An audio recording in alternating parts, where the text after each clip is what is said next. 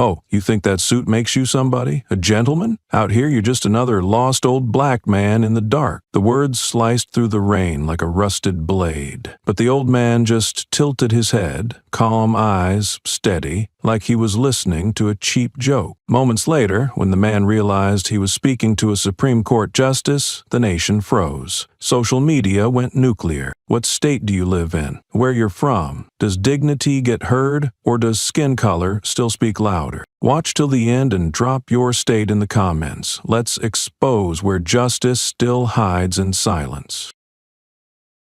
The rain fell in a thin, relentless veil over the deserted boulevard, each droplet a quiet blade slicing into the stillness. Justice Whitmore's car rolled to a stop beneath the jaundiced gleam of a trembling street lamp, its broken tail light a dim pulse echoing a heart that refused to die. He stepped out without urgency, every movement deliberate, as if each breath was weighed and measured against scale only he could see. His right hand trembled slightly as it reached for the side mirror, a fleeting admission of age. Yet his gaze remained cold and steady, two shards of unbreakable stone. The night wind clawed at his suit jacket, tugging the silk tie sideways, flaring it out like a silent war banner. Slowly, he raised his chin to the mirror, staring deep into the fractured reflection, not seeking vanity, but a reminder of what remained beneath the skin, beneath the lines that cut across his face like ancient scars from unseen battles. A low murmur left his lips, softer than the rain's whisper against metal. "The last time I drove alone," the words carried no sadness, only the gravity of ritual, the echo of a vow he had carried far beyond any ordinary man's endurance. His fingers, pale and precise, guided the tie back into place with the calm of a surgeon before the first incision. As he adjusted it, the street lamp's glow slid across the silver ring on his hand, igniting the engraved words, "Equal before law," into a fleeting, merciless blaze. The letters shimmered like a blade unsheathed, slicing the night open with an invisible verdict. Straightening his spine, vertebrae stacking like locked shields, Whitmore transformed into an immovable pillar of flesh and resolve. Half of his face was drowned in the mirror's dark pool, a reflection haunted by mortality and the aches of years survived. The other half emerged sharp and defiant, as if molded from pure conviction, immune to rust or decay. The drizzle seeped into the fabric of his crisp black suit, stitching darker veins across his sleeves and shoulders. Yet it failed to weigh him down. The rain could soak his body, but it would never penetrate the fortress of his mind. The faint odor of antiseptic bomb drifted from the car's open door, merging with the thick metallic scent of wet asphalt. That sharp chemical edge conjured the ghosts of old wounds, hospital corridors, and endless nights spent bargaining with mortality. He inhaled deeply, each breath gathering those ghosts into his chest, weaving them into the steel lattice of his being. He stood, unwavering, a monument that would not bow to time or pain. A sudden gust of wind slapped the tie across his cheek, and his hand rose again, pressing it back against his chest with a slow, crushing firmness. The ring caught the light once more, a sudden flicker, like a scalpel edge gliding across skin before it splits. The inscription gleamed under the wavering streetlight, each letter radiating a cold, silent defiance that throbbed in rhythm with his heartbeat. For an instant, his breath fogged the air, fleeting apparition, dissolving almost before it was born, as transient as guilt, as fragile as mercy. His gaze drifted downward to the rainwater weaving around his polished shoes, 1,000 small rivers dancing around him like couriers of fate. In their chaotic paths, he read an unspoken message, a promise of dissolution that had always shadowed his mission. Tilting his head as though hearing a final summation echoing from beyond the concrete void, he adjusted his stance, brushed a non-existent speck from his cuff, and solidified into an icon of unyielding judgment. The tremor left his voice as he whispered, each syllable a steel hook embedding itself in the silent night. Another night, another lesson to teach this world. His words rose above the drizzle, above the wavering lamplight, above the distant hush of the city that refused to witness this lone reckoning. In that moment, under the indifferent watch of the street lamp that flickered like a dying conscience, Justice Whitmore stood as the embodiment of immutable law and silent vengeance. His silhouette fractured the halo of light around him, slicing it into shards that scattered across the wet asphalt like verdicts awaiting execution. He was neither saint nor executioner, but the quiet breath between them, the pause before the final gavel strikes. There was no trembling, no surrender, only a man and his vow, unbroken, poised above the abyss with nothing left to lose, but everything left to affirm. The echo of Whitmore's vow still vibrated in the rain-soaked night, when a squad car's violent headlights carved through the mist like a blade through silk, devouring the quiet in savage gulps. Tires hissed over the slick asphalt, the low growl of the engine a predator's snarl prowling the deserted boulevard. Officer Brantley swung the door open, his boots slamming onto the ground with a rhythm that screamed impatience and venom. He advanced with the coiled tension of a panther about to strike, eyes alight with an acidic blend of authority and hunger for control. In a single, abrupt motion, he smashed the butt of his flashlight against Whitmore's window. The sharp clack ricocheted through the wet night like a gunshot, cutting into the rain's hush and drilling into the marrow of the street itself. Inside, Whitmore turned his head with surgical calm, no panic to be found in the deliberate motion. He looked at Brantley through the veil of water and reflections as if peering through a one-way mirror at something already judged and catalogued. His voice emerged low and measured, carrying a weight that dwarfed the wind's howl. "I heard you the first time." Each syllable rolled out like a verdict, stripped of all pretense, leaving only the raw, unavoidable truth behind. Brantley's face twisted, lips curled into a snarl that exposed teeth clenched like a trap primed to spring. His fingers drummed once on the grip of his holstered gun before flattening to his thigh with a crack that echoed in the rain-heavy air. His voice erupted, each word a serrated blade dipped in scorn. "On your knees! Don't make me repeat myself, old man." The order rattled against the night, an ugly fracture that threatened to shatter the fragile tension holding the world in place. Whitmore's gaze dropped to his ring, the engraved words equal before law igniting under the distorted glow of the patrol car's rotating lights. In that cold glimmer, the ring stopped being a mere ornament and transformed into a gleaming testament, a silent dagger poised at the heart of every lie and illusion Brantley carried. Brantley's breath slammed into the glass, fogging it with frantic ghosts that clung and dissolved almost in the same instant. A shudder crawled along his spine, unbidden and savage, forcing him to slide half a step back, a betrayal written in the shuffle of his wet boots. He bared his teeth again, a cornered predator doubling down on its bluff, grinding out a guttural growl before surging forward once more, compelled by a need to assert himself louder than the scream of his doubt. "Let him!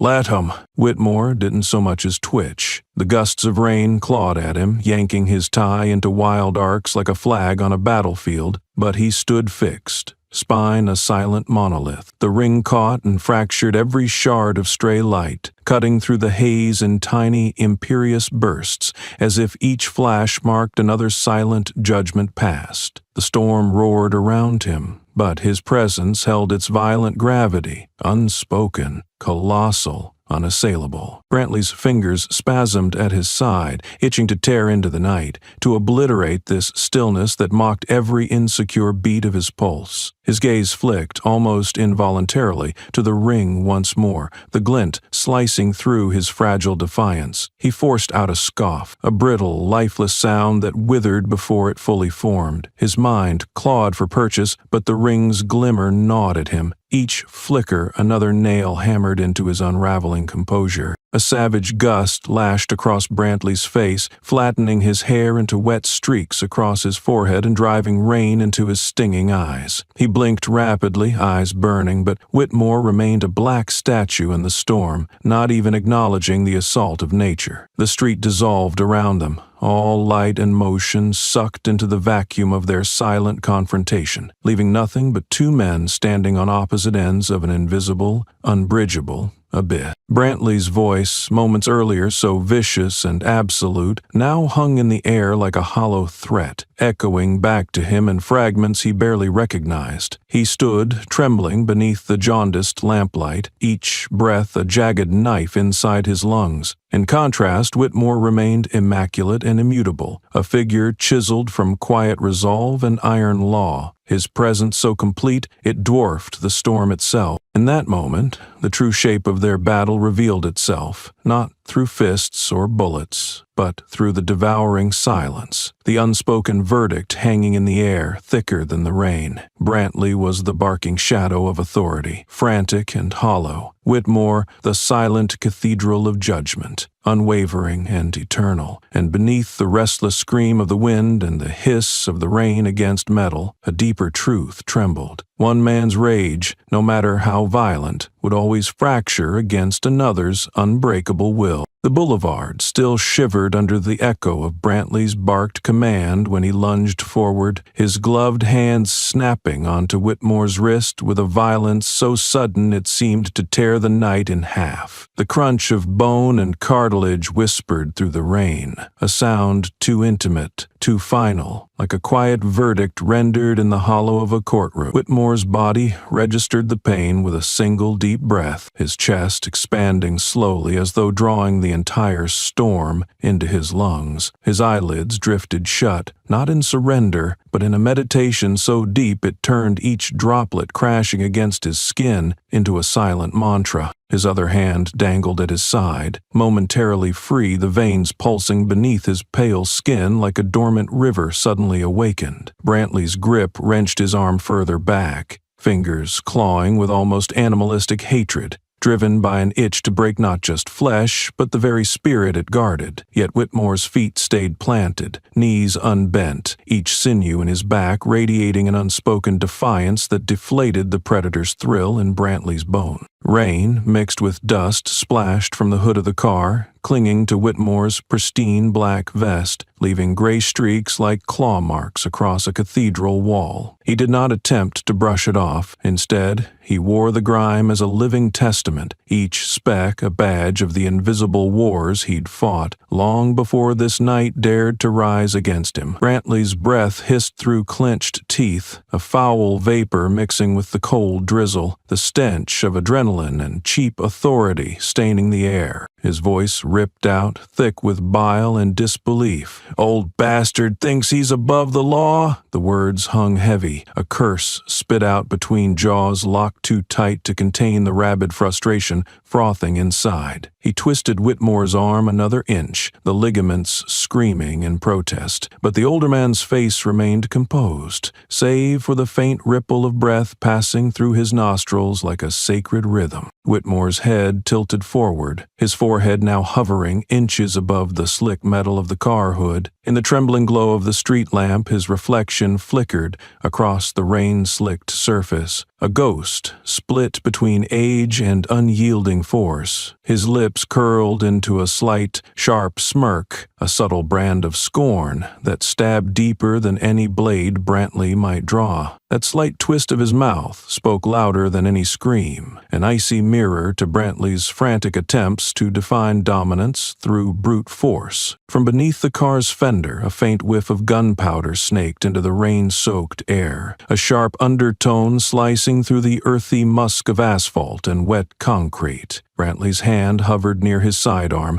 fingers twitching with a hunger to finish this in one brutal crescendo. His mind chanted for the release of violence, a desperate crescendo clawing at his nerves. But before his thoughts could shape into a trigger pull, Whitmore's voice cut through the storm, low, resonant, an echo sliding beneath skin and bone. "What do you see when you look at me?" The question shattered Brantley's focus, seizing his breath and freezing his hand mid-mamer, the tendons straining as though tied to an invisible noose. For a split second, the world compressed into the narrow space between that question and the thunderous beat of Brantley's heart. His lungs stuttered under the weight of it, the cold steel of potential gunfire now heavy as lead in his holster. Whitmore's posture never faltered. Spine rigid, head bowed slightly in the rain like a knight at a private, indomitable vigil. The dust, the oil, the droplets of rain gathered on his shoulders, merging into a shroud that both crowned and protected him. The smirk lingered at the edge of his lips, not playful but surgical, dissecting Brantley's illusions of power with each millimeter it stretched. As Brantley faltered, sweat and rain merged into a single, stinging torrent that blurred his senses, seeping into his collar and pooling at his chest like an icy confession. The city around them ceased to exist. No passing headlights, no wailing sirens, only the raw theater of domination and the harrowing intimacy of a judgment carried in silence. In that suspended heartbeat, Brantley realized he was no longer the predator, but a man shackled to his crumbling convictions, a puppet yanked by strings he could neither see nor sever. Whitmore's simple, cold-blooded question pressed down on him with a weight heavier than any badge or bullet. The night didn't shudder for them. It stood as witness, rain pelting the asphalt like a gavel hammering out fate. Whitmore inhaled once more, a single calm draw of air that rebalanced the universe beneath the black vault of storm clouds. The question hung between them, alive, searing, an ember that would not die. Brantley's lips parted, but no words followed. Only the echo of that question, repeated inside his skull, louder than any order he had ever barked, more absolute than any law he had sworn to uphold. And there, under the flickering lamp and the relentless rain, Justice Whitmore's silence spoke a verdict no bullet could rewrite. The question still reverberated in the rain-heavy silence when Brantley's resolve cracked open like a fault line under pressure. His breathing turned jagged, slicing through the damp air in shallow, desperate bursts. With a suddenness that felt like lightning striking a field already soaked in gasoline, he yanked his sidearm free, the polished barrel glinting under the erratic lamplight. He thrust it forward, the cold muzzle slamming against Whitmore's temple, the metal so frigid it burned, sending a shock wave that seemed to freeze every drop of rain within a foot's radius. Whitmore did not flinch. His eyelids drifted shut again, his head tilting slightly toward the weapon as though leaning into an old, familiar dance. The contact of the gun's steel against his skin hummed like a low, malevolent chord vibrating at the base of his skull. In that frozen sliver of eternity, he drew a single deep breath, a measured inhalation that carved away every trace of fear or hesitation lingering in the space between his ribs. Above the hiss of the rain and the quiet thud of water rolling off the car's hood, a question drifted from Whitmore's lips, soft yet carrying the gravity of a sledgehammer. "Is this your justice?" The word slid through the fog like a scalpel, slicing into the trembling heartbeat Brantley tried to bury beneath the authority of his badge and weapon. Brantley swallowed, the motion loud enough to echo inside his skull. His index finger twitched along the trigger, a fragile marionette string pulled taut by ghosts he couldn't silence. The clock on his wrist, an old, scratched face barely illuminated by the flashing patrol lights, pulsed, tick-tick, each second pounding into his skull like a hammer striking bone. Whitmore's neck rolled to the side, vertebrae popping with a sharp crack that cut the night in half. The noise wasn't just physical, it resonated with the finality of a gavel falling in an empty courtroom. His shoulders squared as if embracing a final verdict, each muscle shifting beneath his soaked suit like tectonic plates shifting before an earthquake. Yet his feet stayed anchored, as immovable as a monument sculpted to withstand centuries of storms and siege. Brantley's lips curled into a snarl, spittle catching on his chin as he screeched, "Do you even believe I won't shoot?" His voice ricocheted off the rain-slicked pavement, a feral howl clawing for validation. His chest heaved, the gun barrel dancing minutely with each panicked exhale, the smell of oil and gunpowder bleeding into the space between them like a black fog. Whitmore's eyelids snapped open, then, his gaze not soft or pleading but heavy as iron. an abyss swallowing every fragile thread of Brantley's confidence. His voice dropped, a low thunder rolling out from a storm too ancient to name. "Do you know who I am?" The question landed with the weight of a cathedral's bell tolling at midnight, reverberating into Brantley's marrow, stripping every defense layer by layer. Brantley's breath shattered into a series of dry, ragged rasps. The gun shivered against Whitmore's temple, no longer a weapon but a trembling limb, betraying its wielder's inner collapse. Each heartbeat pounded inside Brantley's ears,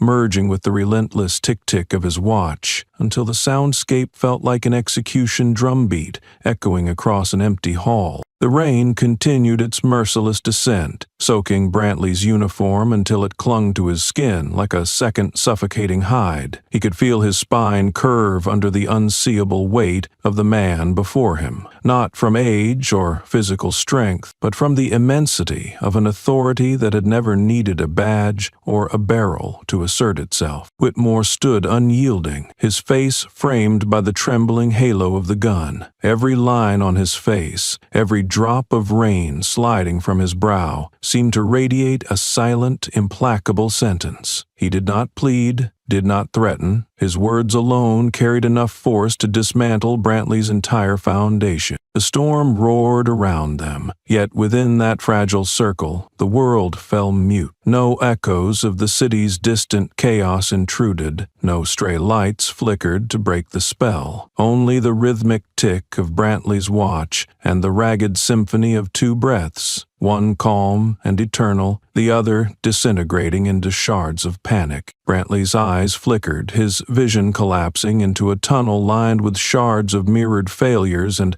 every buried regret he had tried to drown beneath uniform and gunpowder. His finger convulsed once, twice, grazing the edge of the trigger with the hesitant caress of a man touching the edge of his damnation. Whitmore remained statuesque, his words still hanging like a guillotine above Brantley's psyche. "Do you know who I am?" In that quiet, seismic moment, the question did not demand an answer. It obliterated the need for one, leaving Brantley naked and trembling beneath the weight of his unraveling courage. The world contracted to that one trembling line between life and the echo of a gunshot that never came. And in that suspended breath, Whitmore's unwavering presence rendered Brantley's weapon and all his hollow power as fragile as glass in a hurricane. The question, "Do you know who I am?" still rang like a thunderclap between them when Brantley's mind buckled under its weight. His lips twitched into a broken snarl, half whispered, half spat,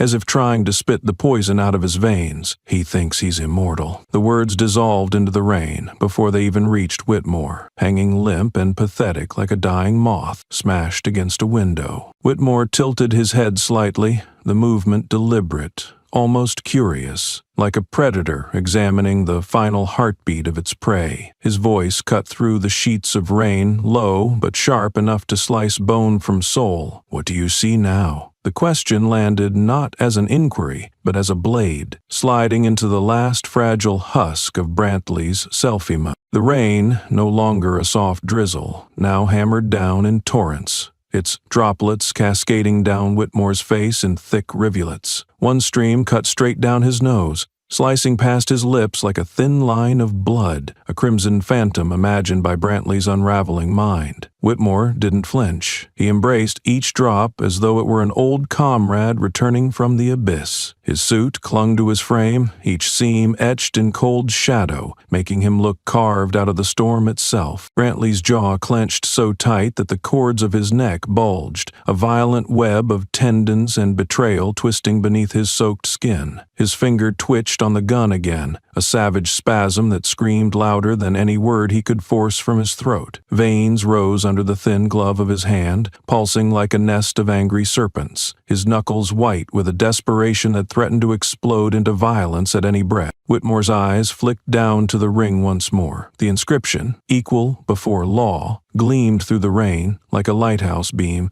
slicing a midnight fog. uncompromising and blinding. His gaze rose again, sharper than any blade Brantley had ever dared to draw, tearing through the fragile armor of arrogance the officer wrapped around himself. That look, quiet and absolute, carried the weight of countless unspoken verdicts, each more final than the last. Brantley felt his knees waver, a sickening lurch in his gut that threatened to send him tumbling backward into the void between who he pretended to be and what he truly was. His breath snarled in his throat, each inhale a ragged, tearing scrape against the inside of his ribs. His eyes darted left and right, searching for a crowd, a witness, some kind of human buffer to shield him from the tidal wave of judgment bearing down. But there was no one, only Whitmore and the rain, and the echo of his cowardice clawing at the back of his mind like a caged animal. Suddenly, the edges of the world began to dissolve for Brantley. The glow of the patrol lights, the halo of the street lamp, even the rumbling thrum of rain against metal, all of it blurred and melted into a gray, trembling soup. The only thing that remained crystalline was the silhouette before him, Whitmore, a monolith rising from the storm, impossibly still, impossibly alive. In Brantley's mind, he no longer saw a frail old man pinned beneath authority. Instead, he saw an effigy of judgment, an ancient deity wrapped in flesh, eyes that swallowed every plea, every lie he had ever whispered to himself. Brantley's feet stumbled half a step back, his boots grinding against the flooded asphalt with a squeal that felt like a scream in the endless rain. His hand spasmed, fingers opening and closing around the gun, as though the weapon itself was trying to leap from his grasp to escape the inevitable collapse. He tried to speak, to hurl some final insult or defense, but his tongue stuck to the roof of his mouth, dry and useless despite the downpour. Whitmore remained silent now, his question hanging like a guillotine suspended by a single, trembling thread. The rain coursed over his face and shoulders, sheeting off the edges of his jaw like molten iron, each drop hammering into the ground with a rhythm that sounded to Brantley like a slow, deliberate countdown. He wanted to believe he still held power, that the gun meant something more than a hollow ornament. But Whitmore's unwavering composure, the almost meditative calm in his posture, and that brutal, dissecting question, "What do you see now?" turned Brantley's world inside out, revealing the festering rot he had long buried beneath layers of cruelty and uniformity. Brantley's eyes finally settled, no longer darting, searching for salvation. In their glassy surface reflected only one thing, the towering figure of Whitmore, immutable and infinite, a final sentence from which there was no appeal. In that moment, Brantley wasn't facing a man, he was staring into the void where his conscience had once lived.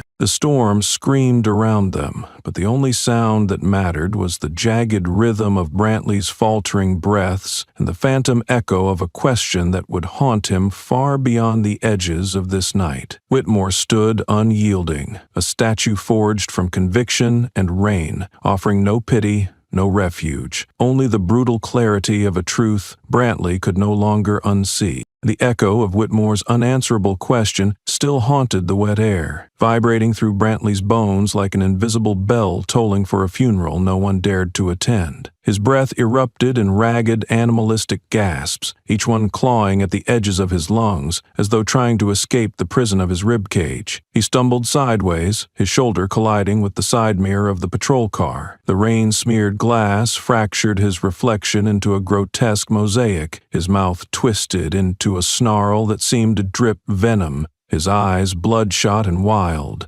veins coiled beneath the thin veneer of authority like serpents ready to strike each other in a death dance. He leaned closer to the mirror, desperate, as if searching for some piece of himself that hadn't already rotted. But all he saw was a deformed parody, a man who thought he wielded power, but now stood naked beneath the scalding floodlights of truth, his mouth curled at the corners, twitching in spasms of deranged disbelief. The shape in the glass mocked him, each droplet streaking across his face like war paint smeared by trembling hands. From behind him, Whitmore's voice ignited the night. deep and sharpened to a point. Power doesn't mask the stench of fear. The words hit Brantley's spine like a hammer swung by an unseen executioner, forcing his knees to buckle slightly. His fingers quivered on the gun, the once deadly weapon now a quaking extension of a mind unraveling at the seams. Each shiver traveled up his arm, into his shoulders, leaving his entire body twitching like a marionette cut from its strings mid-performance. His arm ripped from the wound, and the Martian Parker frame mid-performance. A memory surged to the surface then,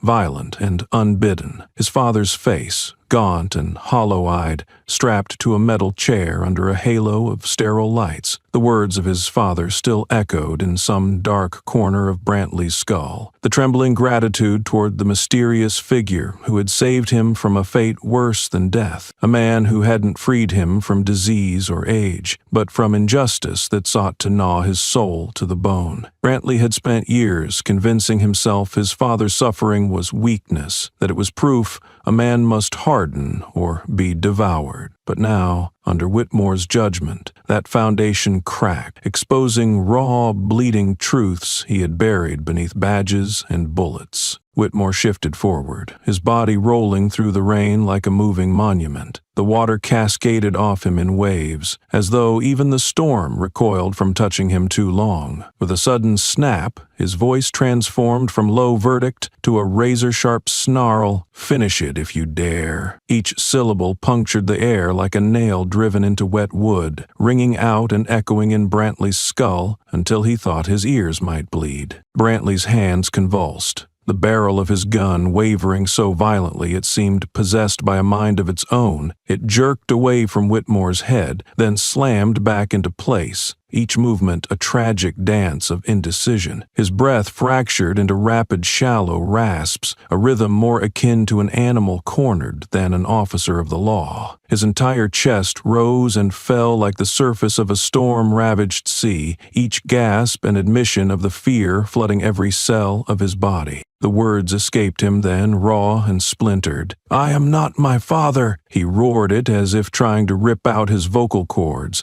as if the volume alone could drown out the ghosts rattling their chains in the prison of his mind. But even as he screamed, the rain devoured the sound, carrying it away into the abyss of the boulevard, leaving behind only the pitiful echo of a man undone by the truth. Whitmore did not recoil. He did not even flinch. He watched, a silent sentinel carved from consequence itself, his posture unmoved, as Brantley's last shreds of defiance dissolved in the rain around them. The ring on Whitmore's finger caught a stray shard of light from the broken mirror, flashing like a distant lighthouse warning of rocks beneath the surface. It was not just metal, it was a promise forged in pain and polished with decades of unwavering conviction. The storm continued to beat against the world, but for Brantley, it was as if every drop now carried the weight of his failures, each splash a reminder that no weapon could shield him from the reflection now seared into his marrow. He looked at the gun in his trembling hands, but all he saw was a flimsy mask, for the terror crawling through his veins like liquid ice. Whitmore's silence swallowed the night whole, transforming the boulevard into a cathedral of judgment, each heartbeat echoing off its cold stone walls. In that hush, Brantley's mind broke open, each fragment slicing against the next, revealing the raw, terrified boy who had once watched his father beg for salvation. A boy who had mistaken cruelty for strength, who had chosen violence to bury the echo of a father's trembling gratitude. And so, standing there with the barrel of his gun pressed against a man who refused to yield, Brantley finally understood the depth of his rot. Whitmore's words weren't a dare. They were an epitaph carved into the bone-deep marrow of his soul, and the words, "Finish it if you dare," reverberated within him like a curse he would never outrun, a sentence only he could execute, or fail to.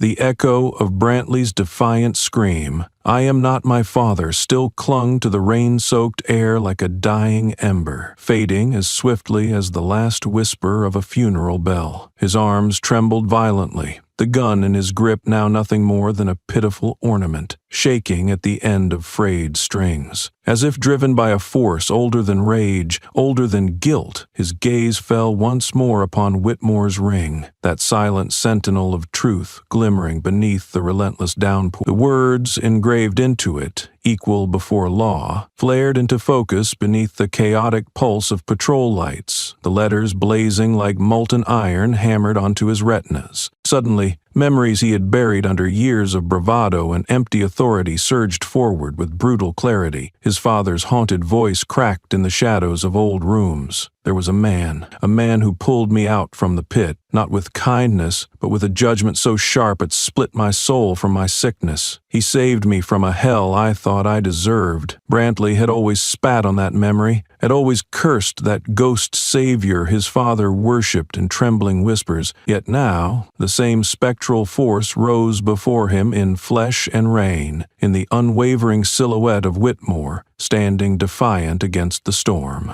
A new shiver ripped through Brantley's spine, this one deeper, more primal than the cold or the rain. The patrol car's red and blue strobe lights fractured against the wet asphalt and rebounded onto his face, slicing him into quivering shards of fear and disbelief. The radio on his belt crackled suddenly, a static gasp clawing at the veil of tension. Through the distortion, a voice pierced the night. "Justice Whitmore, requesting status." The name struck Brantley like a bullet to the gut, each syllable detonating old truths he had sworn never to exhume. His mouth fell open, a strangled gasp clawing its way out, but his lungs refused to obey. The world tilted violently, streetlights smearing into long comets across his vision. His voice finally broke loose in a ragged shriek, not the commanding bark of a man in charge, but the hysterical wail of a child seeing the monster under his bed come to life. "No, you can't be him!" The rain swallowed his words, tearing them apart before they reached the indifferent night sky. Whitmore did not move. The weight of his stillness crashed down on Brantley harder than any blow. His face, carved by decades of silent judgment, remained impassive, but his eyes,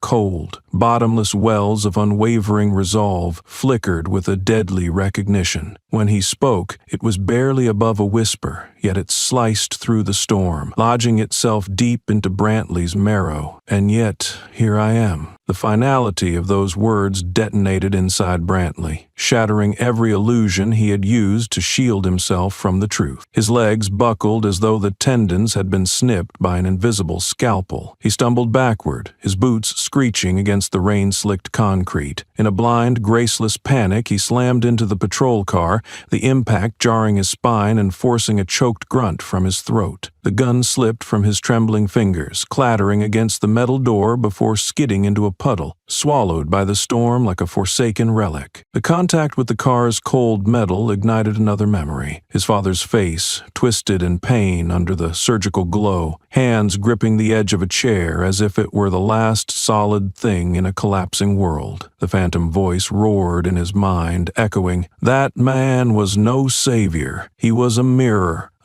that showed me what rot looked like and dared me to live past it." Brantley had convinced himself he was stronger, that he had transcended his father's weakness by embracing brutality. But now, as he lay pressed against the patrol car, breath ragged, eyes bulging in primal terror, he saw the lie for what it was, a brittle mask, as fragile as glass. Whitmore advanced one deliberate step, the water splashing outward in a quiet salute to his movement. He loomed not as a man, but as an ancient force made flesh, a living monument to the absoluteness of consequence. Brantley's head snapped up, eyes wide with a terror that had no language. Every nerve in his body howled for escape, but the betrayal of his muscles left him sagging against the car, a marionette stripped of its strings. The ring on Whitmore's finger flared again, catching the fractured patrol lights and sending a brief, searing blaze across Brantley's dilated pupils. In that instant, every synapse in Brantley's brain exploded with the same word, repeated endlessly, a mantra of devastation: justice. The rain hammered on, a chorus of relentless judgment, the final witness to a revelation that unstitched Brantley's identity thread by thread. Whitmore didn't gloat, didn't smile. There was no victory to savor, only the simple, cold completion of a truth long known, his whispered confirmation. And yet, here I am. Wasn't a boast, but a gravestone epitaph carved into Brantley's collapsing psyche. As Brantley slid further down, his fingers scrabbling at the wet metal for purchase, his mouth worked soundlessly, a fish gasping on the deck. Eyes fogged and distant. The last barrier between his self-made myth and the chasm of his failures had crumbled, leaving only the raw, shivering husk of a man who could no longer hide behind a gun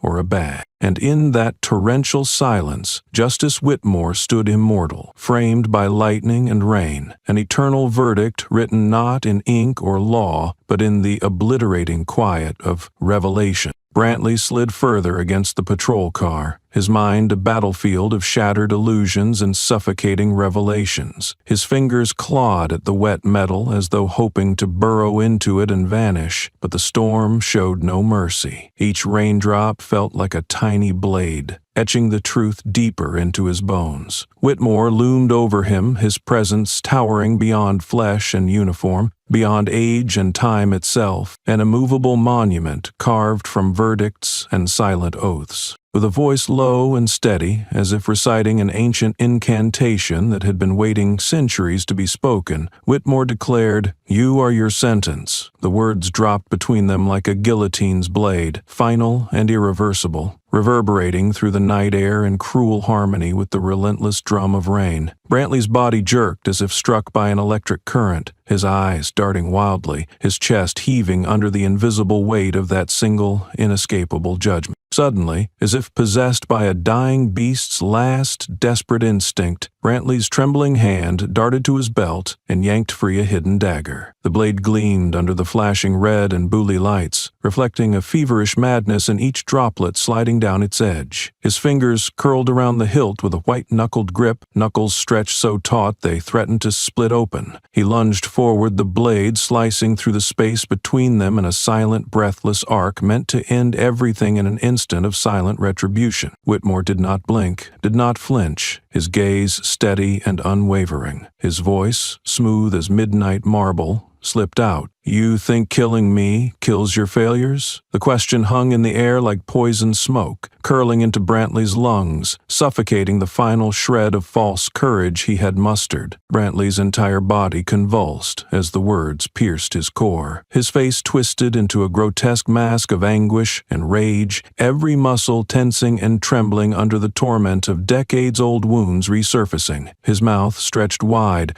a savage howl tearing from his throat, raw and feral. "Why didn't you save me too?" The plea rang out into the night, a harrowing echo of a son's desperate cry to a father who had never come. Whitmore's eyes locked onto Brantley, a gaze colder than any blade, older than any war. His voice, lower than a whisper, yet sharper than the wind slicing across the boulevard, answered, "I do not save the unrepentant." The words fell like an iron gate slamming shut, final and immovable, echoing in Brantley's skull as if chiseled into his very bones. The dagger in Brantley's hand wavered, its deadly edge trembling like a leaf in a hurricane. His wrist faltered, muscles going slack, and the weapon clattered to the ground with a dull metallic thud that cut through the night's roar. His fingers groped at the air, then shot up to his temples, clawing at his head as though trying to rip the very thoughts from his skull. His entire frame shivered uncontrollably, a convulsion of a man devoured from the inside by his failures. Rain poured down his face,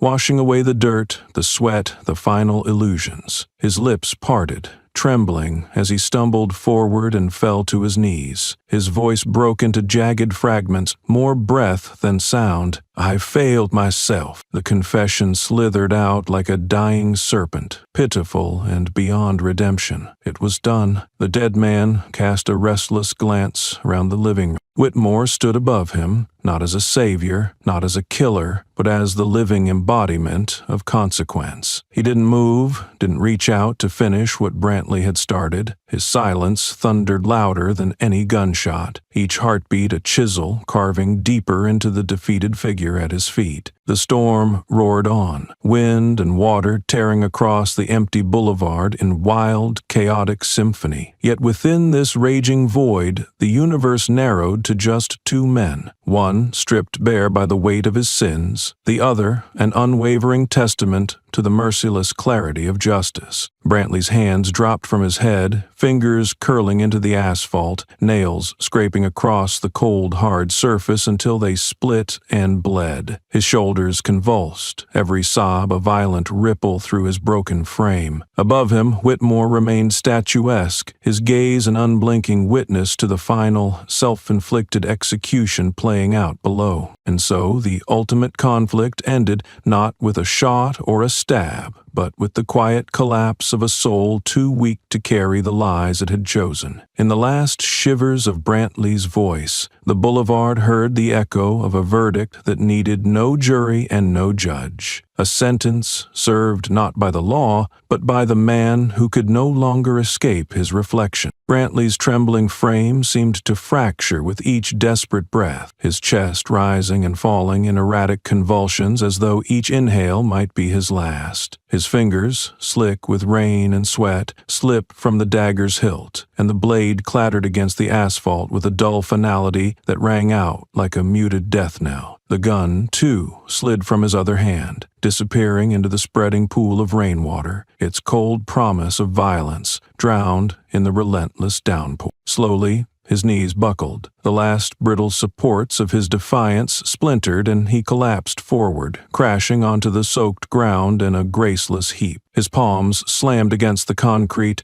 water splashing up and mingling with the blood smearing across his knuckles. In a final, pathetic gesture, he clawed at his hair, fingers digging into his scalp as though trying to rip his mind out from the inside. His head bowed so low his forehead nearly touched the shimmering black of the flooded asphalt, shoulders heaving under the invisible weight that now pinned him down, stronger than any pair of iron cuffs. Above him, Whitmore stood, an immovable figure carved from midnight and storm, his suit clinging to his broad frame like funeral drapery. The heavy metal cuffs still bound his wrists, yet they did nothing to diminish the towering authority radiating from his presence. His chin lifted slightly, and his gaze, void of pity, absent of hatred, bore down upon the broken man before him with a silent cosmic finality. In that gaze, there was no gloating, no joy, only an unyielding inevitability that wrapped the moment in a suffocating silence stronger than any shout. Brantley's mouth fell open, a tremor running through his lips, and he croaked out a strangled confession, the words spilling out like bile. I am nothing. The syllables collapsed into the night, drowned in the hammering of the rain against the concrete, the sound thin and insignificant, a dying spark lost in an endless void. Whitmore, slow and deliberate, lifted his chained hands in a motion that carried the solemn gravity of an executioner's blade. Though his wrists were bound, each movement exuded a sovereign finality, as if he alone decided when the gavel would fall and how deep the cut of consequence would carve. The gesture wasn't one of violence. It was an unspoken verdict, a silent proclamation echoing across the dark boulevard like the tolling of a great bell in an empty cathedral. Brantley lifted his head, the motion jerky, his neck strained as though 1,000 invisible chains were pulling him backward. His eyes, wild and bloodshot, locked onto Whitmore's silhouette, pupils dilated with the last flickers of mortal confusion and terror. His mouth twitched, parted, and through the metallic taste of blood sliding from his torn lip, he gasped, "What are you?" The question slithered out of him like the final breath of a dying animal, each word punctuated by the tremors ravaging his frame. Whitmore stood unyielding, the rain dripping from his brow, streaking across his sharp jawline and down his throat like a ceremonial baptism, delivered by the storm itself. His lips parted slightly, and his voice rose above the wind, soft yet piercing as a blade slipped between ribs. Justice. The word cut through the rain, slicing away the last threads holding Brantley's broken spirit together. In that single final utterance, everything shattered. The world contracted around Brantley, the echoes of the storm reduced to a distant roar, swallowed by the chasm opening inside him. His hands fell away from his scalp, arms hanging limply at his sides as though every ounce of strength had been siphoned out with that one merciless syllable. The rain fell harder now, each drop slamming into his slumped shoulders like nails into a coffin lid. His body rocked forward, forehead striking the ground with a soft, wet slap, blood smearing into the pooling water in a final, pitiful offering. His eyes rolled upward, glassy and vacant, his breath gurgling in his throat, each inhale sounding more like a drowning gasp than a fight for life. Above it all, Whitmore remained still as a gravestone, his head bowed slightly, his restrained hands hanging at his sides like the silent bells of a church long abandoned. In that hushed, electrified space between lightning and thunder, he existed as both accuser and judgment incarnate, not merely a man, but a force summoned to remind the world that no lie, no badge, no gun could outlive the purity of reckoning. And so, in the moment the sky collapsed, beneath the hammering fists of rain and the flicker of distant lightning, Brantley met his final truth, not by the blade or the bullet, but by the all-consuming gravity of a single word: justice.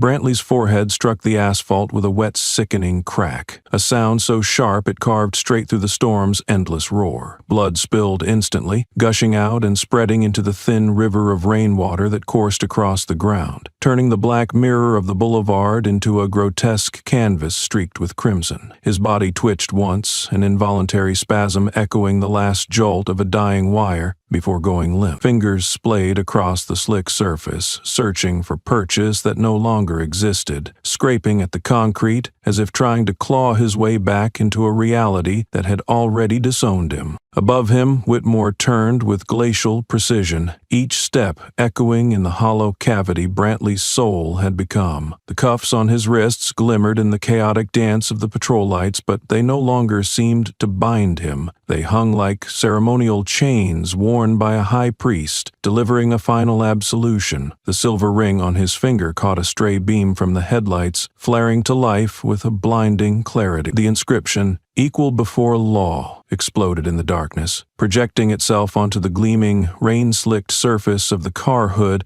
like a brand seared into the very air around them. Whitmore paused, turning his gaze toward the front of the patrol car, where the headlights had washed across the license plate. The words, stark and absolute, seemed to materialize from the mist. Justice, Whitmore. The metal letters shone with a silent authority that dwarfed every badge and rank Brantley had ever clung to. In that one radiant instant, the entire boulevard, every raindrop, every wisp of fog, seemed to chant in unison, justice. Brantley's head rose shakily, a marionette jerked upright by phantom strings. His eyes, glazed and ruptured with panic, struggled to focus. Blood streamed down his face, mixing with rain to form a grotesque mask of defeat. His mouth opened, a gagging sound clawing its way from his throat before a torrent of bile and blood spewed onto the ground, splattering his own shaking hand. He heaved again, the convulsion racking his entire frame, forcing his shoulders to lurch violently, as though some malignant force was trying to tear free from his rib cage. Whitmore watched in absolute silence, each heartbeat in his chest a silent gavel falling in an infinite echoing courtroom. The ring on his finger gleamed with an almost supernatural brilliance, its reflection flickering in Brantley's broken pupils like a lighthouse, pulling a drowning man into the rocks rather than safety. The hush between them seemed to stretch into eternity before Whitmore's lips parted. His voice, low and smooth as obsidian, drifted out, Now you've seen your true reflection." The words sliced through Brantley's trembling defenses like a scalpel, exposing the raw, festering wounds he had tried to bury beneath violence and arrogance. Each syllable pulsed in the air, carrying a sentence more final than any bullet or blade. Brantley's hands clawed at the ground, nails scraping against wet asphalt until they split and bled, his last desperate act of self-preservation,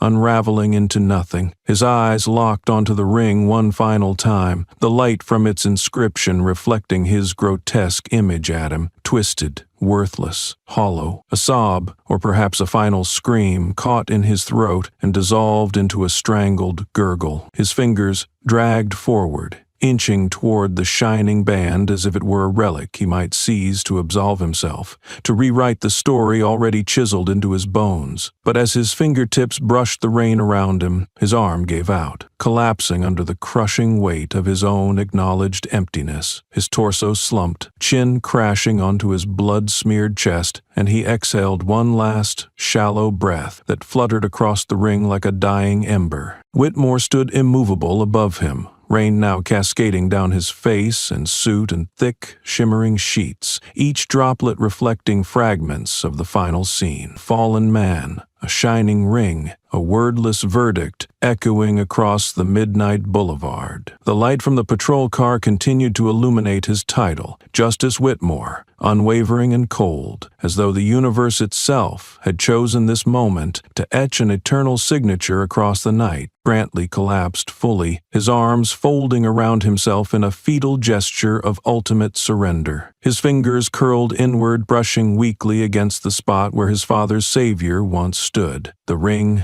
the man, the judgment. A final tremor rippled through his spine, and his breath escaped in a long, rattling sigh that vanished into the abyss of the storm. Whitmore lowered his bound hand slightly, as if delivering a silent benediction to the hollow husk at his feet. His eyes, calm and unyielding, remained locked on Brantley until the last twitch faded from the man's limbs. In that final tableau, the storm became an uninvited choir, singing a funeral hymn no tongue dared to shape. The earth had quaked, the heavens had split, and when all settled, only two figures remained. One standing tall, the embodiment of justice incarnate. The other, crumpled beneath the weight of his undone lies, swallowed by the reflection he had refused to face until it was too late. Brantley remained folded on the wet asphalt, the last echoes of his collapse reverberating in the black river of rain around him. His forehead, split and raw from striking the ground, leaked blood in dark rivulets that traced down his face and pooled along his collar, seeping into the soaked fabric like ink bleeding through fragile parchment. Each crimson line coiled down his neck, tightening around his throat in cruel, silent loops, a living chain that declared his bondage to a lifetime of cowardice and self-deception. His chest convulsed in shallow, ragged spasms, each breath less a promise of life and more a dying echo clawing at the edges of an unforgiving abyss. He shifted, his trembling hands splaying on the ground as if to steady a world that had long slipped from his grasp. The rain hammered his back in relentless volleys, each drop drumming into his bones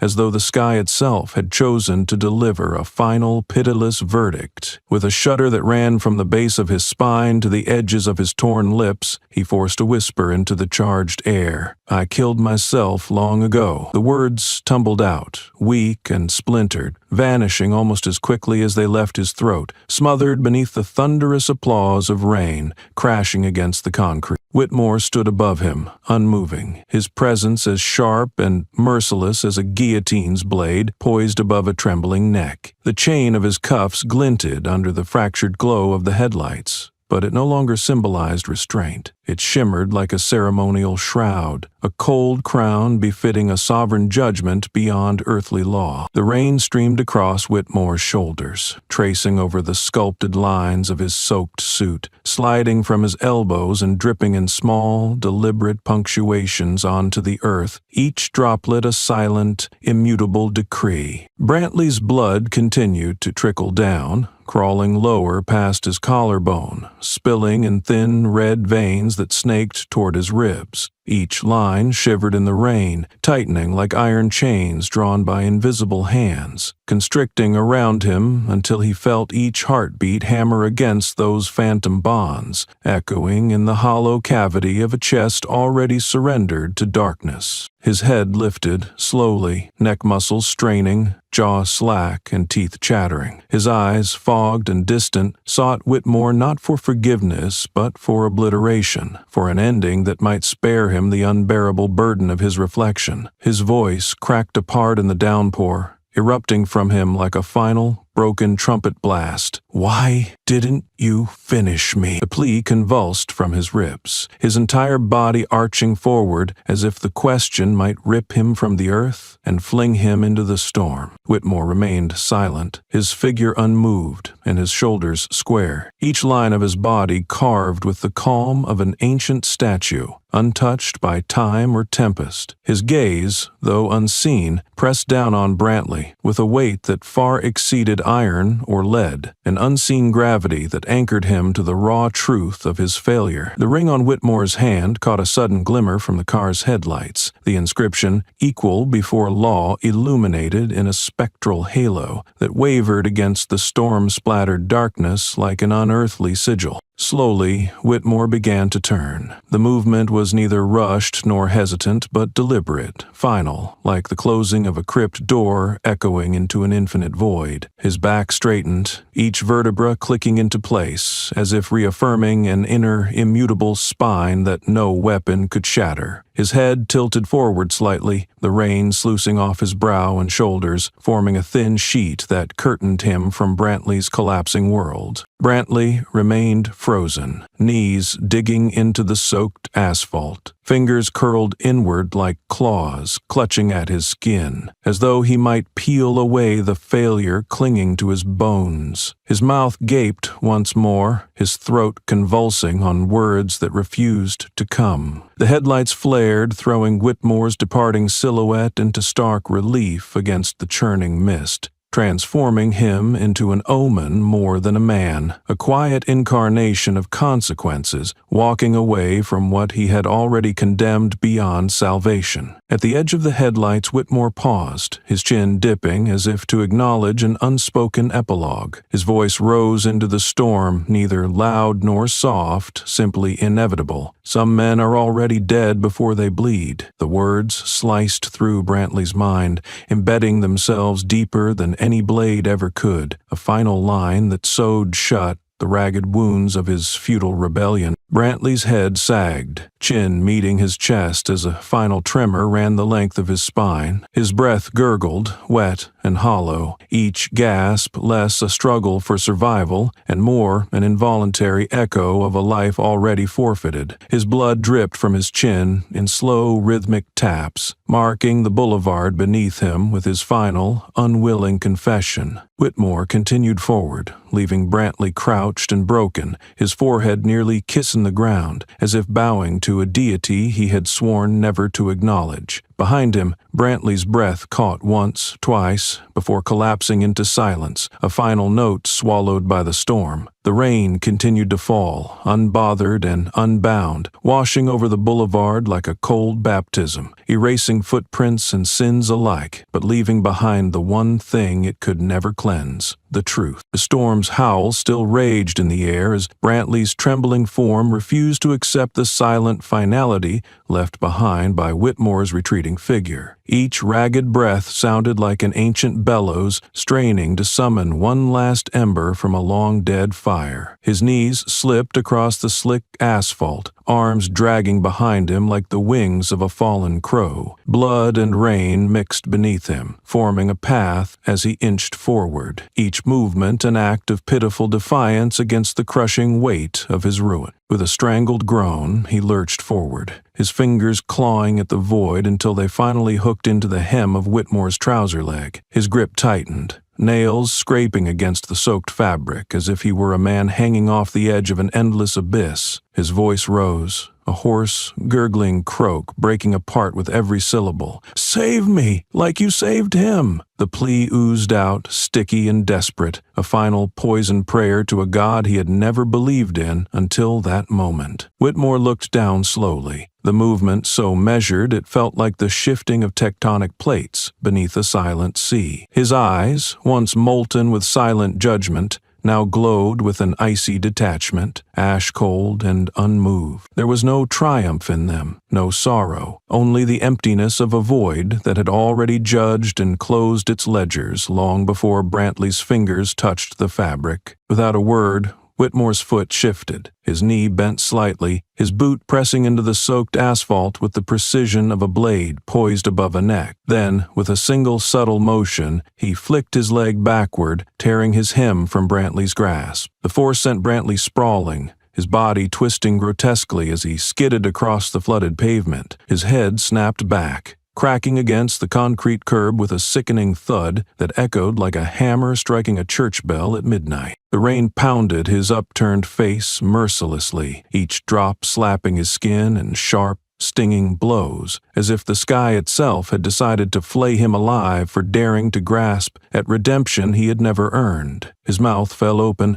rainwater pooling between his lips and spilling down his throat in gurgling streams. He coughed and sputtered, hands flailing in the air like the broken limbs of a puppet severed from its strings, trying to find something, anything, to hold on to. Whitmore's voice rose above the storm, cutting through the torrential downpour with the precision of a scalpel slicing through diseased flesh. Redemption isn't handed, it's earned. Each word punctured Brantley's remaining strength, driving into his spine with the inevitability of a final nail in an unmarked coffin. The sentence did not merely echo, it devoured the space between them, leaving Brantley shivering beneath its shadow, stripped of every lie, every imagined shield. Brantley's arm stretched upward again, fingers splayed, reaching toward Whitmore as if he could still pull himself back from the chasm. His fingertips scraped at empty air, trembling violently, each inch a monument to his final, pathetic hope. But the space between them yawned wide and unforgiving, and his fingers closed only on rain and darkness. His body convulsed,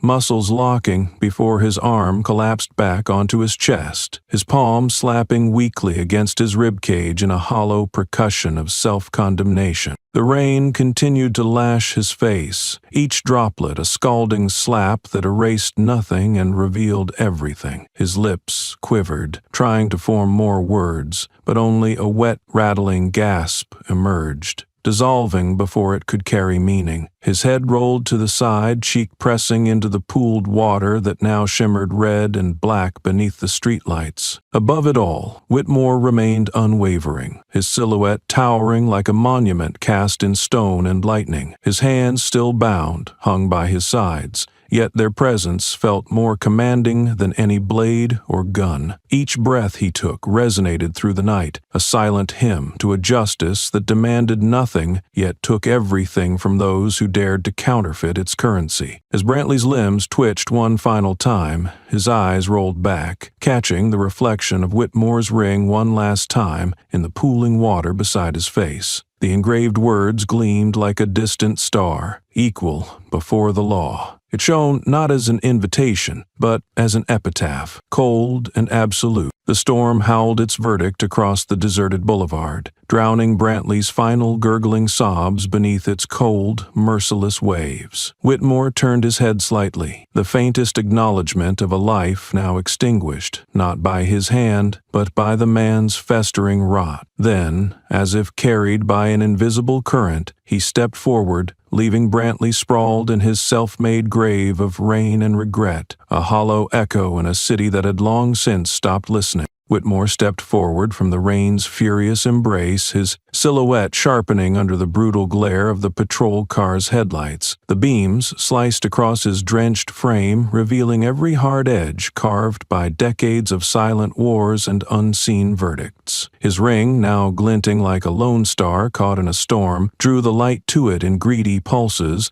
the words equal before law burning clear and fierce, no longer a secret, but a brand. The inscription, seared by rain and time, mirrored itself across the metal of the car's hood, casting a shimmering echo onto the twisted, wet face of Brantley. The moment hit him like a blade twisting under his ribs, slicing away the last stubborn sinews of self-deception clinging to his bones. His eyes, glazed and trembling, lifted from the black river pooling beneath him to the towering figure above. Something ancient and broken shifted in his pupils, a scream trapped behind the glassy surface.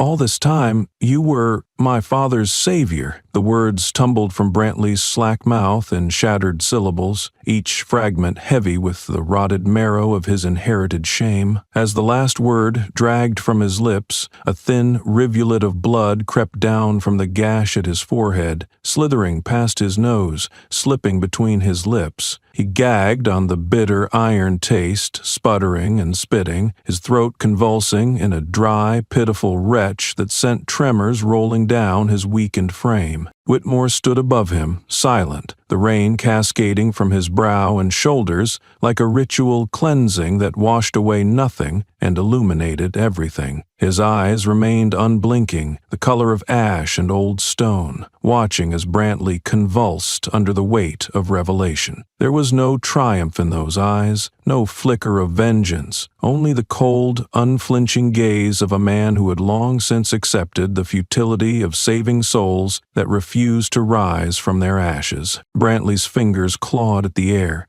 stretching skyward as if to clutch at the thunder itself, but they met only the endless sheets of rain slicing down in cruel indifference. His shoulders jerked back, his spine arching like a marionette jerked by a drunken puppeteer, the motion grotesque and pathetic all at once. His eyes, now wide and rolling, fixed once more on Whitmore, pupils contracting to pinpoints, black holes devouring the last of his borrowed bravado. Whitmore inhaled, his breath deep and unhurried, each rise and fall of his chest echoing like the steady march of an executioner approaching the scaffold. When he spoke, his voice rolled through the storm as an immovable decree. "But you never wanted to be saved." The sentence fell like a mountain collapsing, unstoppable and merciless, swallowing the last defenses Brantley had built from violence and hollow oaths. Brantley's mouth fell open in a final, silent scream, his vocal cords too frayed to weave another sound. His arms flailed outward, hands slicing through the air as if he were drowning, each movement more frantic and disjointed than the last. His nails scraped against the asphalt, dragging wet smears of blood that stretched like fingers clawing at the edge of oblivion. A violent tremor rolled through his frame, spine convulsing, as though an electric current had been forced through every nerve ending. His body twisted one final time, legs kicking weakly against the ground, the splash of rain echoing like muted gunshots in the night. His head snapped back,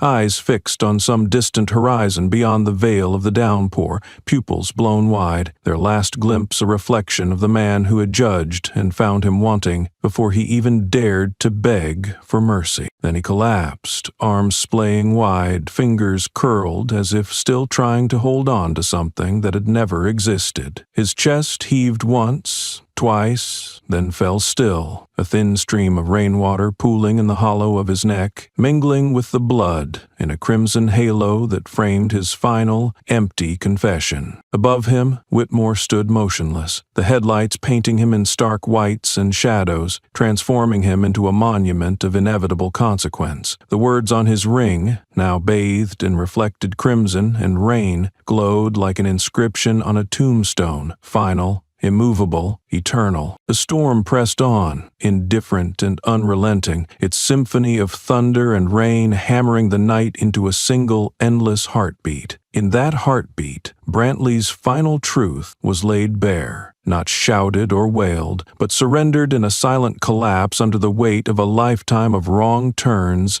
and unanswered cries. And in that collapse, the curtain of truth fell, heavy, absolute, and impossible to lift. Brantley's limp body convulsed one final time beneath the relentless downpour, as if some last, vile breath refused to die quietly inside his lungs. His cracked lips twisted upward, pulling into a grotesque semblance of a smirk. Blood trickled from the corner of his mouth, threading down his chin in a thin, black-red ribbon before being swallowed by the storm at his feet. His laugh, low and choked, crawled out from the pit of his throat like a snake shedding its final skin, a sound so hollow it scraped against the bones of the night. "Then make me disappear. Finish it," he spat, the words ragged, punctuated by flecks of blood that splattered against his own trembling hands. His voice was not a plea for mercy, nor a demand for execution. It was a desperate invitation to be erased, to be unmade, by the only force he had come to recognize as true in this final, ruinous hour. Whitmore did not step closer. He remained exactly where he stood, the rain tracing elegant, merciless lines down his face and soaking into the deep seams of his suit, turning him into a specter carved for midnight and consequence. The headlights cast a cold, unwavering glow across his shoulders, elongating his shadow across the asphalt until it stretched like the blade of a guillotine, ready to fall. The ring on his finger caught that electric light, flashing once with an intensity that felt less like a reflection and more like a commandment from a silent god. His gaze never wavered, not even as Brantley's eyes rolled back and fluttered in their sockets, pupils flaring wide with the frantic, animal terror of a mind clawing for escape. Whitmore's lips parted, his voice dropping into a graveyard hush that carried more weight than any shouted verdict. "Disappear? You are already a void." The words did not echo outward. They seemed to implode, collapsing into the marrow of Brantley's spine,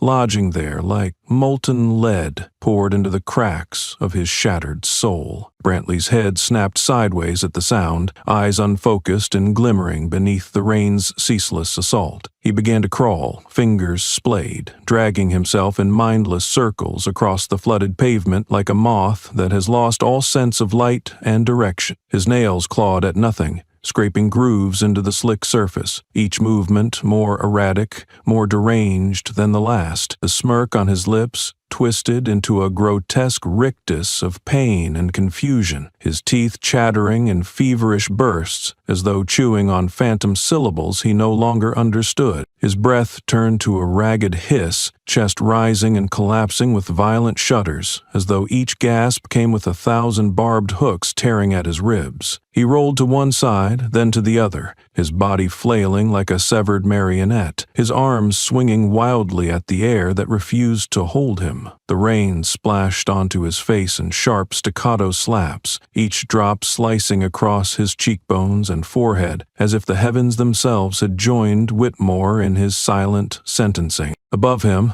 Whitmore's figure stood unwavering, his shadow looming impossibly large, devouring every flicker of movement Brantley tried to conjure in his final, broken dance. The ring on his finger gleamed, an unwavering lighthouse casting a single, unchanging truth across the fractured theater below. His face did not soften, did not bend beneath the weight of Brantley's collapse. There was no pity in the deep lines along his jaw, no warmth in the set of his mouth, only the unbending curve of fate incarnate, watching without flinch or pause. Brantley's mouth fell open again, but this time no words crawled out, only a ragged wheeze that vanished beneath the rain before it could take shape. His eyes darted upward, flickering past the halo of light and shadow, searching for any hint of redemption, any flicker of mercy. But the only thing that met his gaze was the unmovable silhouette of the man he had once imagined he could destroy, the same man who now loomed as the final architect of his unraveling. His movements slowed, each convulsion losing force, his hands falling limp against the waterlogged concrete. The twitch in his fingers faded, the tremor in his jaw settled into a dull, defeated slack. In that final stillness, Brantley's eyes widened once more, a last silent scream frozen behind the gloss of rainwater pooling across his irises. Whitmore did not speak again. The single sentence, "You are already a void," remained suspended in the darkness, a ghost that would haunt the boulevards of Brantley's dying mind until his final neuron flickered out. Whitmore's shoulders remained squared, his spine straight as an executioner's blade, his presence casting a darkness deeper than the night itself. There, beneath the electric whine of the storm and the cold gaze of the lights, Brantley became the nothingness he had always feared. His shape twisted into a final, lifeless heap, a marionette cut from all strings, claimed at last by the void he had spent his life pretending did not exist. And above it all, Whitmore stood as the silent night's unblinking eye, the final witness to a soul's self-erasure, untouched, unbound, and infinitely resolute. Brantley's final convulsions softened into tremors, his chest rising in erratic, shallow waves as the rain continued its relentless percussion. Then, like a wounded animal dragged from its final hiding place, he lurched forward. His palm slapped at the slick asphalt, clawing and dragging, leaving smears of blood and mud that streaked behind him like a dark comet tail. His mouth twisted open, jaws cracking as he forced out a sound that was more howl than speech,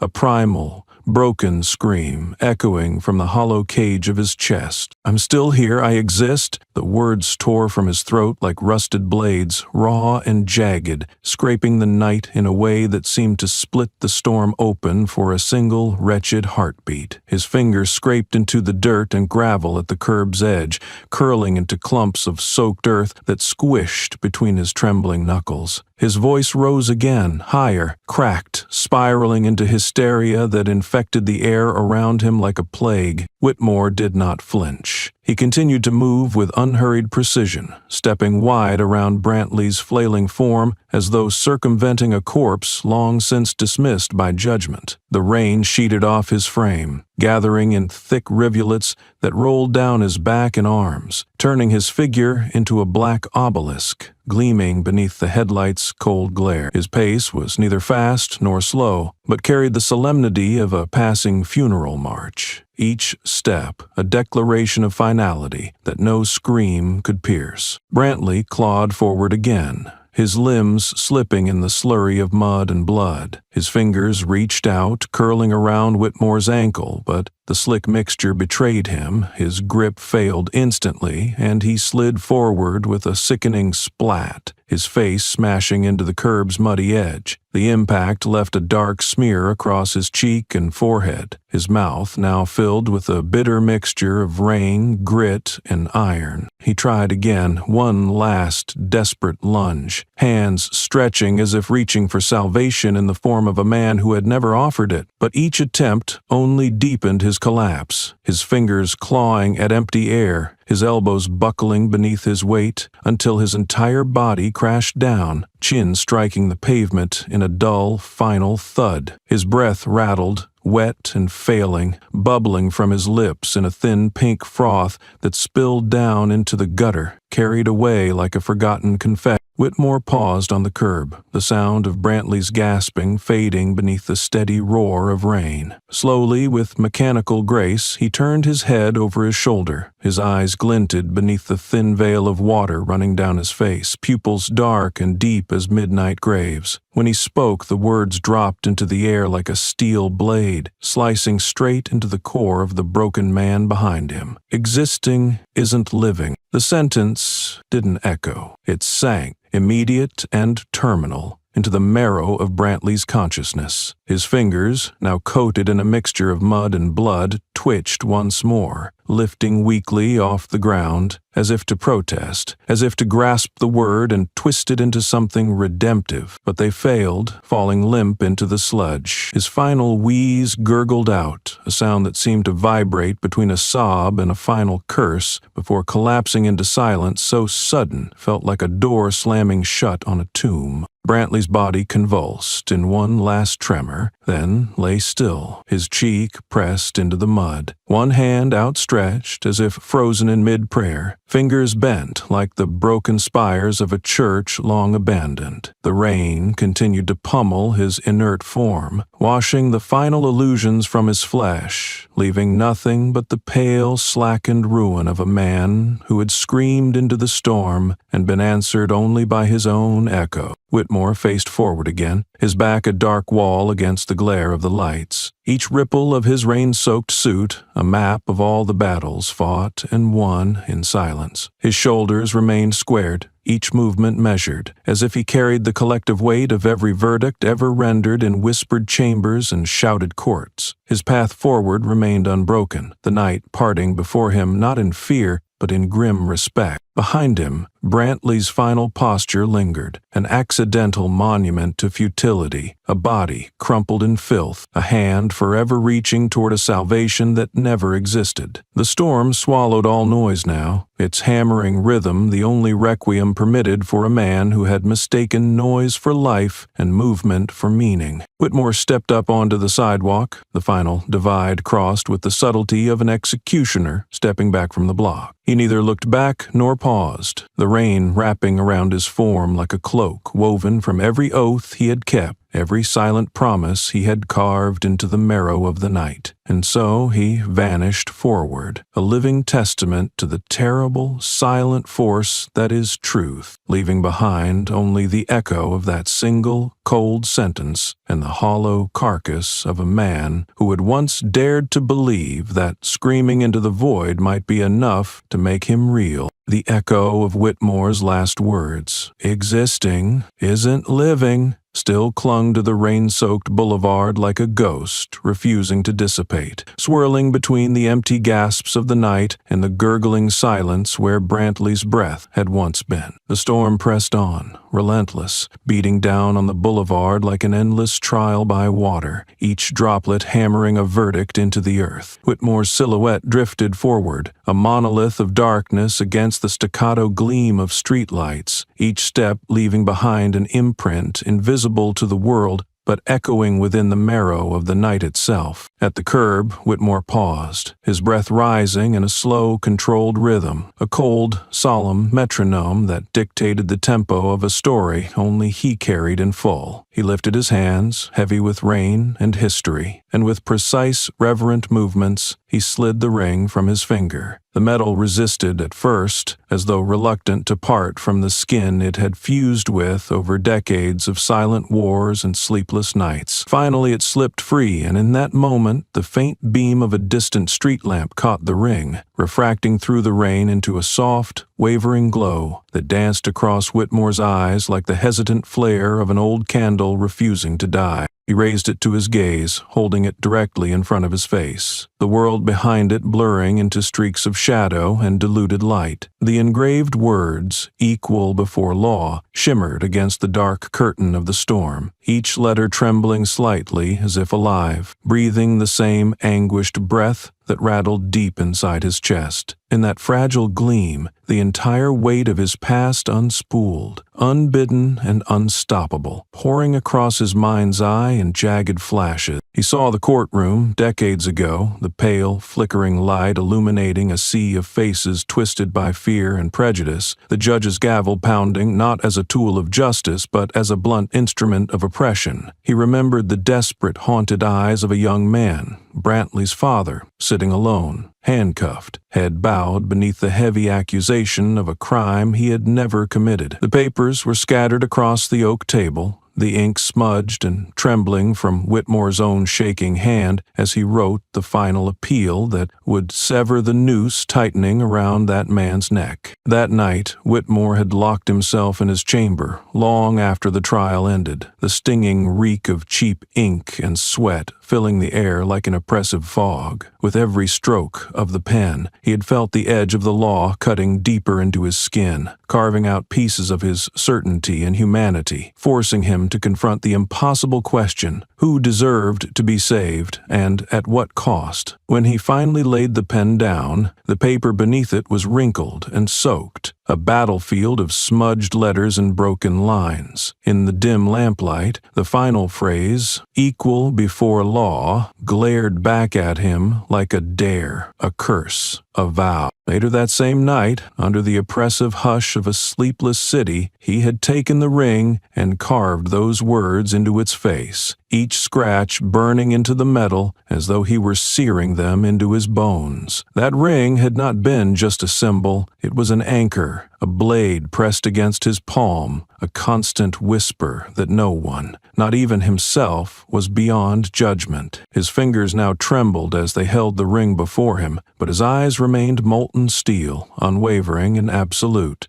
The storm coursed around him, a swirling cathedral of noise and fury, yet within his gaze was an impossible calm, the terrifying serenity of a man who had peered into every abyss, including his own, and chosen to stand unbowed. He tilted the ring slightly, the pale gleam shifting across his pupils like the passage of ghosts across a moonlit field. In that moment, he could almost hear the desperate gasps of Brantley's father, the echo of iron chains scraping against a cement floor, the low, reverberating thud of the gavel striking wood one last time. But beneath those echoes, even deeper, he heard the quieter noise, the thin, fragile gasp of his soul as it signed that last page, offering salvation to a man who would carry his guilt like an infection, passing it silently down to the next generation. The truth of Brantley's collapse had never been in the violence, nor the weapon, nor even in the storm that had washed him clean. It lay here, in this ring,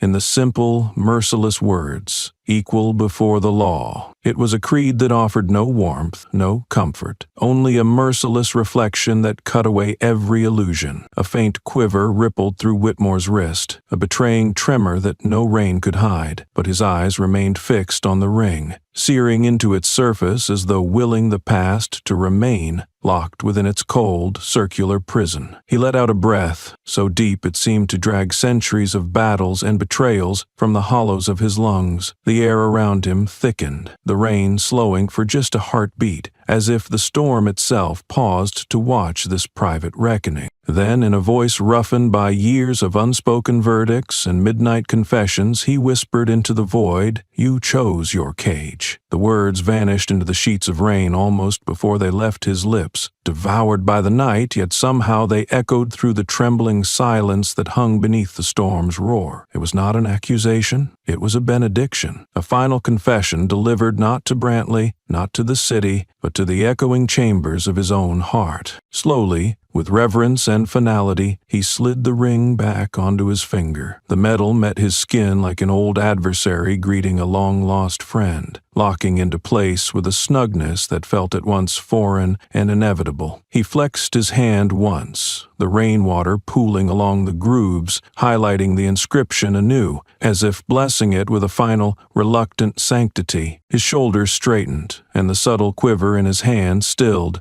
replaced by a cold, immutable resolve. Whitmore's head lifted, his gaze slicing through the fog and rain, piercing the endless labyrinth of shadows that sprawled before him. He stepped forward, each movement carving a line through the darkness, each footfall the sound of a gavel striking down on a courtroom floor, now lost to time. Behind him the boulevard remained silent, its wet asphalt now nothing more than a graveyard for the ghosts of choices long made and lives long surrendered. The rain scrubbed at the stains, washing away the blood, but never the memory, leaving only the haunting outline of a struggle that had never truly been about life and death, but about the unbearable weight of accountability and the price of carrying it alone. Whitmore continued on, the storm wrapping him in its cold embrace, every droplet a needle stitching closed the wounds he refused to show. His spine remained rigid, his breath steady, each inhale and exhale a silent vow to the vowless night. He did not look back.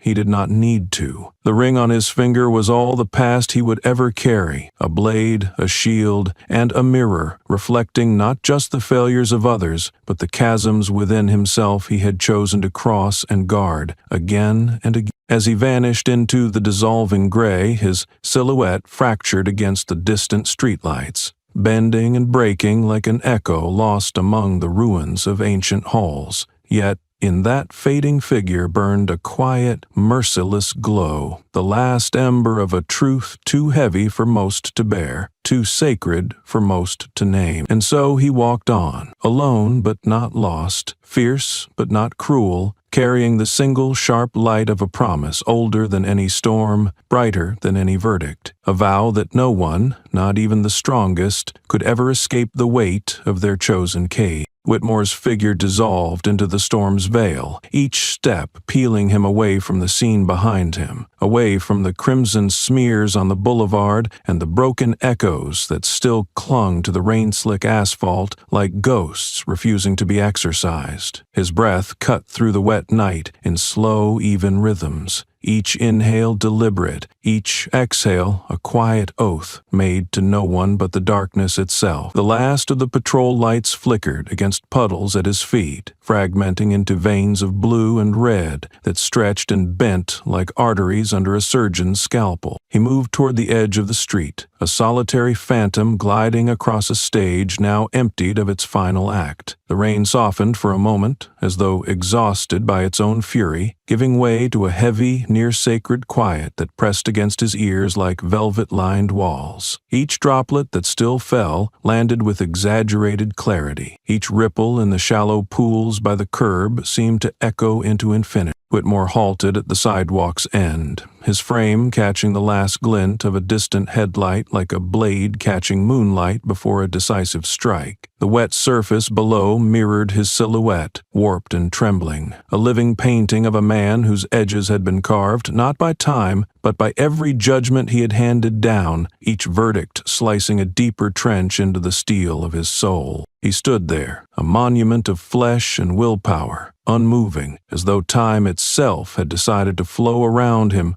rather than through him. His head tilted forward, the rain cascading from his hair down the sharp line of his nose, dripping onto his lips and tracing paths across the scars time had left beneath the stubble on his chin. His eyelids drifted closed, heavy as cathedral doors, sealing away the final image of Brantley's ruin. The last scream now reduced to a phantom vibration in the marrow of his bones. In the vast silence that swallowed the world around him, Whitmore's heartbeat thundered alone. It was a slow, measured pulse, each thud echoing in his chest like the deep strike of a ceremonial drum, carried across empty plains to mark the return of a war-worn general. It was not frantic, not triumphant, but grounded, as if it rose from beneath the earth rather than within his ribcage. Each beat declared not victory, but the eternal cost of seeing the world stripped to its naked, unvarnished truths. He inhaled deeply, the cold air lacing down his throat like a blade dipped in winter's first frost. It spread through him, awakening every nerve ending, painting each limb with a grim, crystalline clarity. When he exhaled, it was as though he had expelled centuries of whispered confessions, silent betrayals, and every hollow promise ever laid at his feet by men who had mistaken noise for absolution. His eyes opened, slow and heavy, like dawn unfurling across a battlefield littered with the husks of forgotten armor. What he saw was not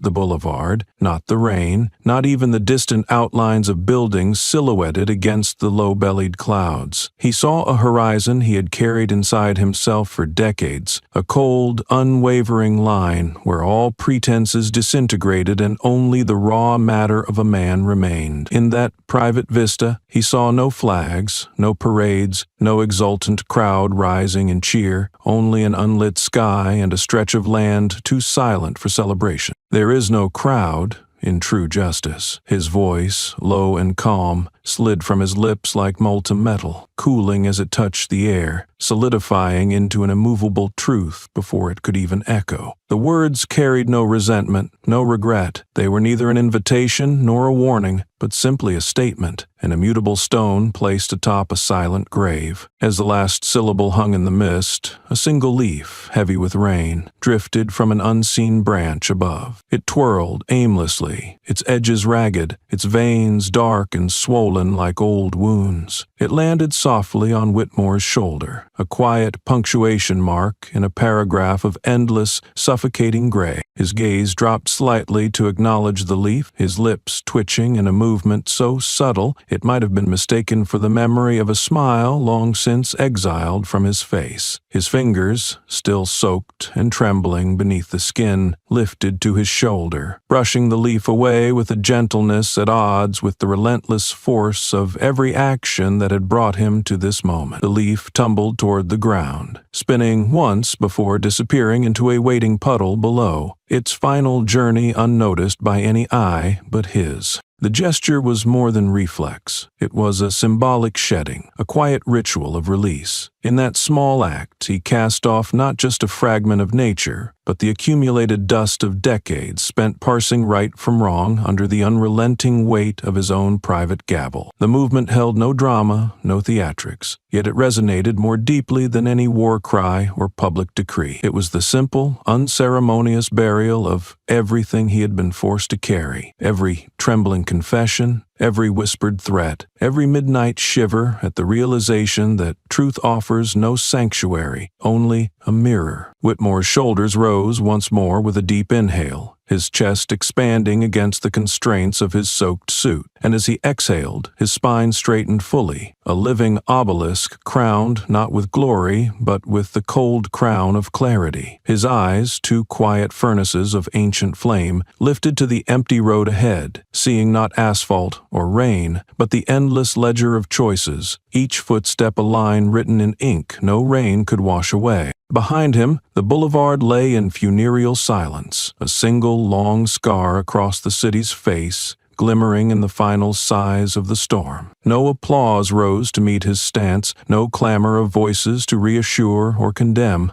only the hush of the rain, slowing to a thin mist, and the hush of a world that understood, even if only in some quiet, collective, bone-deep intuition, that true justice has no need for spectators, no desire for witness. He stood there longer still, as if listening for the sound of something beyond rain and heartbeat, perhaps the echo of his own conscience finally settling into a place that had no name. In that moment, he did not look like a judge or a savior, nor a warrior returned from a battlefield unseen. He looked like a man stripped to the marrow, carrying nothing but the final, silent hymn of his own unyielding creed. The last raindrops slid off the brim of his brow, dripping from his chin and hands, each one a tiny requiem for every life touched and every soul weighed on the invisible scales he bore in his chest.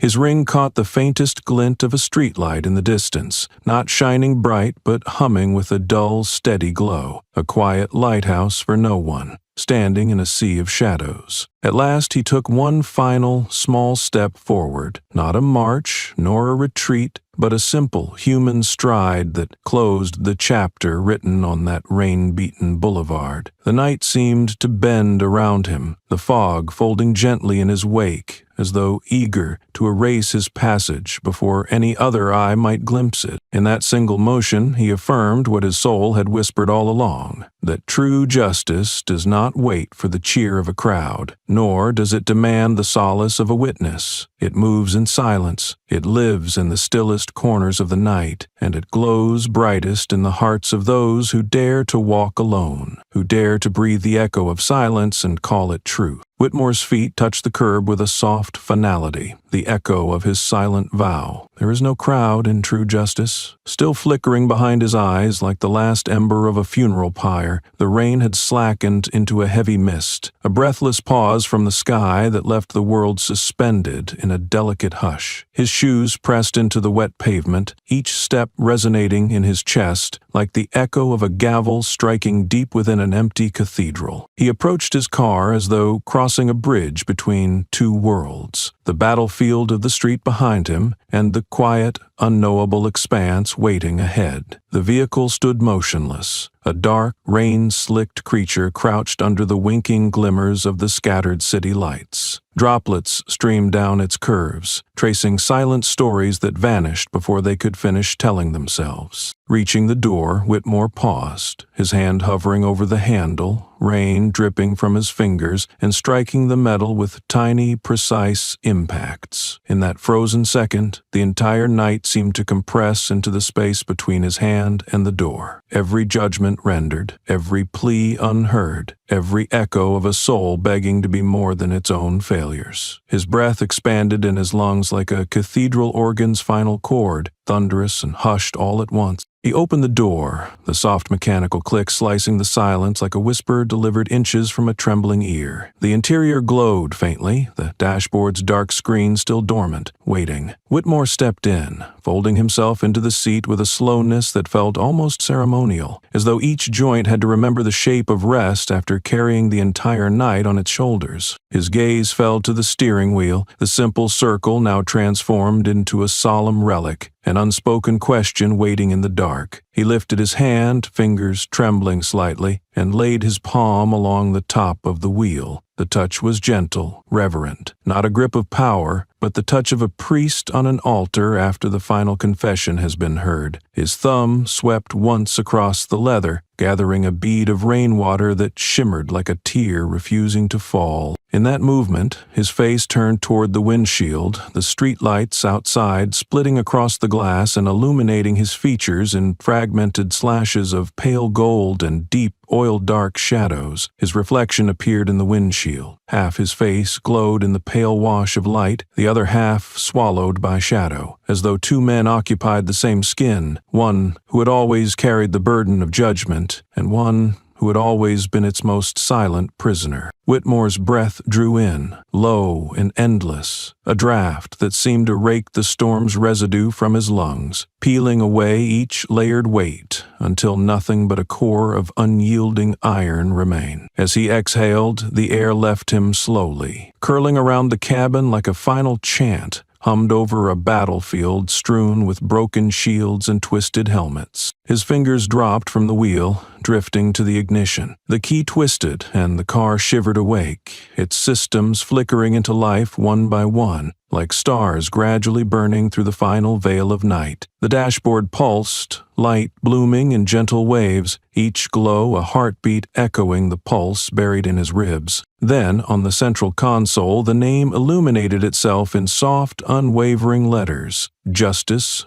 Whitmore. The letters hovered there, almost ethereal, as though they were less a label than a quiet confirmation of the man sitting behind the wheel. The silent oath he had been reciting to himself with every decision, every breath, every cut he had ever chosen to make in the world. His gaze flickered to those words, and his lips parted, shaping a phrase that escaped as more than just sound. It was a summation of the night, a final annotation in the margin of an endless internal manuscript. Tonight, I was the trial, and he was the verdict. The words dripped from his tongue with the weight of a final ruling, not shouted, not whispered, but placed gently into the car's quiet hum, as if offering them to the dark beyond the windshield. There was no triumph in them, no melancholy, only the brutal clarity of a man who had become the tribunal and the sentence, the blade and the scar, the wound and the balm. He shifted into drive, the car rolling forward with the measured grace of a hearse returning from a cemetery at dawn. The tires sliced through thin rivulets of rainwater that carved silver trails along the street, dissolving into mirrored streaks that swallowed the last glimpses of Brantley's still, discarded form. The boulevard behind him shrank in the rearview mirror, melting into an anonymous smear of red and black, the body of Brantley swallowed by fog and the soft hush of an awakening city that had no intention of asking questions it feared to hear answered. Whitmore did not glance back, did not seek to confirm the silhouette lying broken and forgotten in the rain. There was nothing to confirm. The final truth had been laid bare,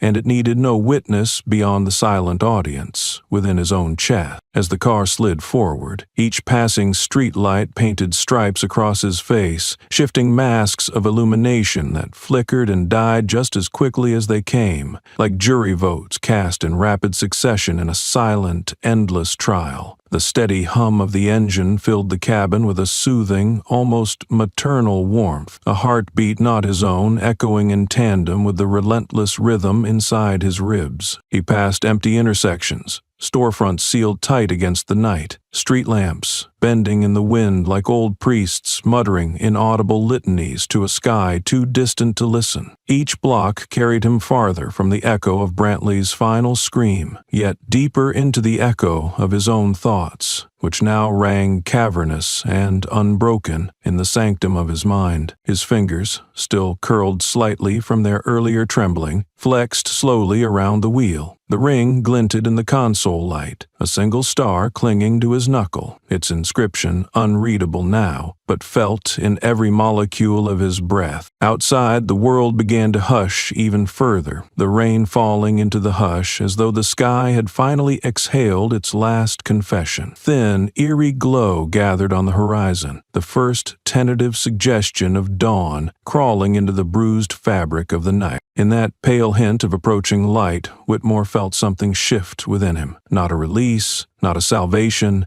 but a quiet pivot, the rebalancing of an ancient scale that only he could feel. He had always known justice to be a solitary pilgrimage, a road paved with equal parts certainty and self-condemnation. Tonight that understanding had not changed, it had only deepened, each echo magnified until it reverberated across the entire architecture of his soul. As he continued driving, his eyes did not blink, did not waver. They drank in the road ahead as if it were the only text left to read, the only scripture worth carrying forward. When he finally turned off the main boulevard, the mirror showed only a slick, empty road, where a man had tried to defy the weight of his own history, and had been reduced to nothing more than a dark, wet outline on the asphalt. Whitmore did not slow, did not tremble. In that quiet, unbroken trajectory, he embodied the final shape of his creed, a vessel moving ever forward, never looking back, containing within him every silent verdict and every unspoken prayer the world would never have the courage to utter aloud. And as the car glided into the darkened arteries of the sleeping city, the words he'd spoken once more echoed within him. Tonight, I was the trial, and he was the verdict, a mantra as old and cold as the stars blinking above the bruised ceiling of dawn, a verdict that would continue humming inside his marrow until the end of all roads and beyond. The car slid deeper into the labyrinth of the city, each block unfurling before Whitmore like a silent confessional corridor. The storm had receded into a languid drizzle, the last drops tapping at the roof like hesitant fingers against a cathedral door, as if asking permission to enter but too timid to cross the threshold. The world beyond the windshield glowed with the distant promise of morning, a bruised palette of deep purples melting into tentative grays, a fragile dawn that felt more like an afterthought than a rebirth. Inside the car, the air was thick with an electric quiet, the kind that hums in an empty chapel after the choir has left, after the incense has burned down to a thread of ash. Whitmore's hands clung to the steering wheel, veins standing like rivers on a weathered map, fingers curled tight as if gripping not just the leather, but the spine of every judgment he had ever rendered, every sentence he had ever whispered into the cold marrow of night. His eyes flicked up to the rearview mirror, a rectangle of shifting shadows and shallow light, a thin, trembling window into what still clung to the road behind. In that mirror, the boulevard unfolded one last time, slick with rain, the pale shimmer of streetlights splintering across its surface, and, in the farthest, faintest edge, the broken silhouette of Brantley, now a mere smudge on the dark canvas. Shape, once a man, now nothing more than a stain of memory, seemed to pulse in the mirror, shrinking with every passing second, as though the very night itself was swallowing him whole, erasing the final, pitiful proof of a life that had spiraled into a void of its own making. Whitmore's pupils trembled as they watched that figure recede, not with pity or regret, but with a cold, clinical certainty that gnawed at the edges of his own reflection. His breath slowed, heavy and uneven,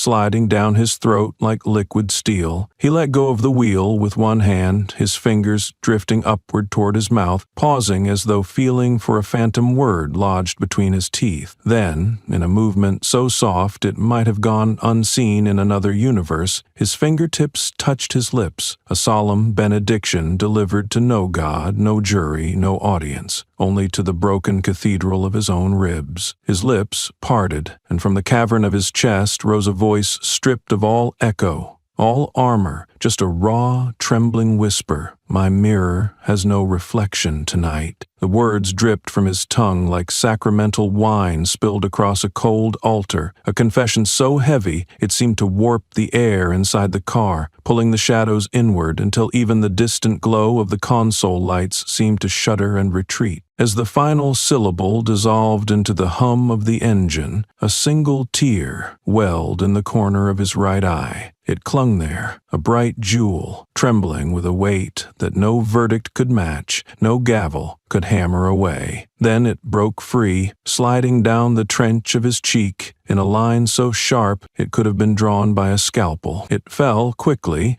decisively, vanishing into the collar of his shirt without a sound, leaving behind no streak, no lingering warmth, only the echo of something long buried, clawing its way back to the surface for one brief, blinding instant. An instant, his jaw clenched, tendons standing out like cords on a violin pulled too tight. The cold mask of his face reasserted itself, the steel veil sliding back into place with a finality that felt less like protection and more like entombment. The tremor in his breath stilled, replaced by a glacial stillness that spread from his temples to his fingertips, freezing each cell into unyielding vigilance. His foot pressed down on the accelerator, the engine responding with a low, guttural purr that rose into a hungry growl, pushing the car forward with a new, violent urgency. The city outside blurred into bands of wet light and uncertain shadows, the night folding behind him in heavy, sodden drapes. One last time his eyes darted to the mirror. This time there was no shape at all, only the rain-washed asphalt stretching endlessly into a darkness that had swallowed every echo, every plea, every last pathetic gasp. The final ghost was gone, and the mirror offered nothing in return. No absolution, no accusation, not even a fleeting flicker of the man he had left behind. It was an empty stage after the final act, an orchestra pit echoing with the memory of vanished symphonies. Whitmore's lips pressed into a thin, bloodless line, his breath now a silent metronome, keeping time with the rhythm of the machine beneath him. Each mile he devoured felt like a layer of skin torn away, a raw nerve exposed to the cold breeze that had begun to creep through the city's deserted arteries. Yet he did not flinch, did not yield. The console lights glowed faintly against his face, etching his features into sharp relief. The deep-set eyes, the brutal line of his jaw, the furrow that had become a permanent valley between his brows. It was the face of a man sculpted not by joy or regret, but by the weight of every verdict carried alone into the night. Beyond the glass, the first hints of morning pressed against the horizon, a thin ribbon of bruised light trying to bleed into a sky still reluctant to surrender its grip on the night. The wet streets reflected this hesitant dawn in shattered mosaics, each fragment a broken promise of warmth, a reminder that daybreak was not always a herald of hope, but sometimes only another stage on which to replay old wounds. Inside the car, Whitmore's pulse moved like a silent drumbeat, echoing through the hollow spaces inside him where names, faces, and last words had been archived, like sacred relics. Tonight,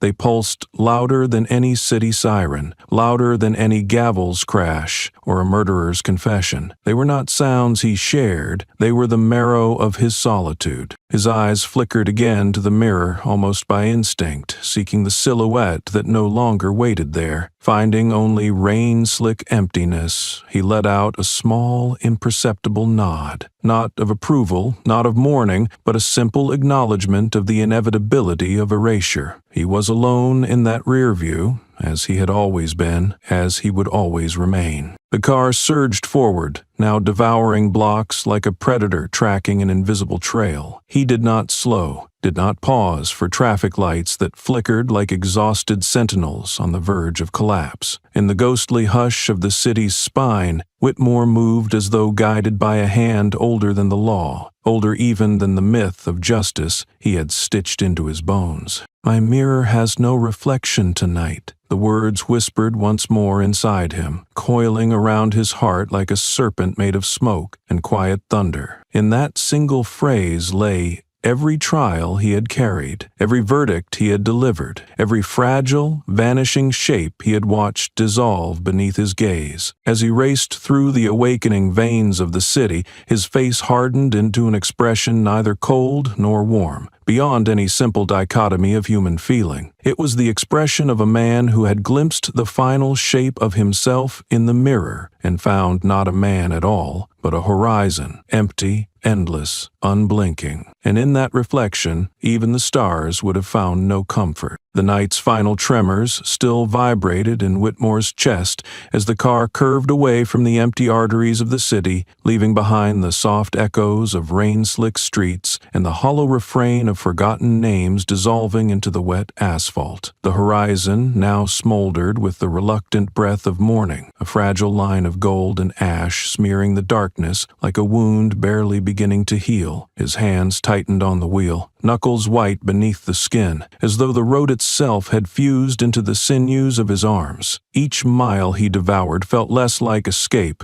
and more like an elegy in motion, a solemn migration toward a place that existed only at the farthest edge of his conscience. When the first beams of dawn finally pried open the bruised sky, they fell across his face in fractured stripes, illuminating the map of deep lines carved into his forehead, the hard shelf of his cheekbones, the silent fortress of his mouth. The headlights dimmed against this fragile invasion of light, their cold certainty yielding to the tentative warmth creeping in through the fogged windshield. His breath, heavy and slow, filled the cabin like the last chord of an organ echoing through a cathedral emptied by grief. The road narrowed, gravel replacing asphalt, each pebble crunching beneath the tires in a muted hymn that marked the return to a different kind of solitude. Ahead, a small wooden house emerged from the mist, its silhouette hunched against the pale horizon like a hermit bowed in prayer. The structure looked fragile yet defiant, a final outpost for a man who had traded comfort for absolution. The car slowed,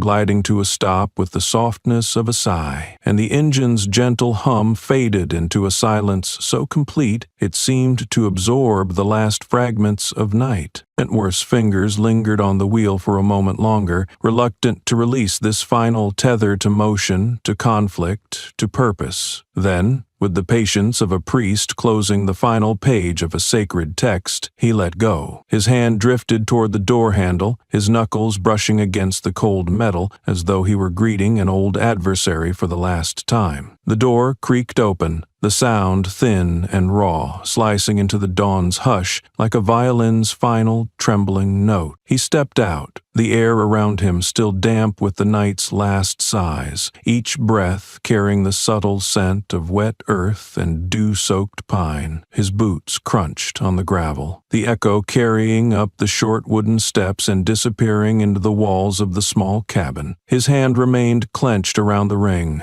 the metal biting into his palm with a familiar, almost comforting sting. At the threshold he paused, his eyes roaming the quiet landscape as though committing every blade of grass, every droplet of morning light to memory. Then he sank onto the top step, his knees folding with a weariness that seemed to seep from the bones themselves. He leaned forward, elbows resting on his thighs, the ring glinting between his fingers like a single star caught in the web of dawn. He closed his eyes, drawing in a breath so deep it felt as though he were inhaling the entire horizon, every stray note of bird song drifting in from some unseen branch. The sound of those distant birds rose in gentle waves, delicate and uncertain, a chorus born not from triumph but from the simple, stubborn insistence of life pressing forward, even when no one is left to bear witness. His other hand rose to his collar, fingers deftly loosening the knot of his tie. The fabric slipped down, a dark ribbon unraveling across his chest,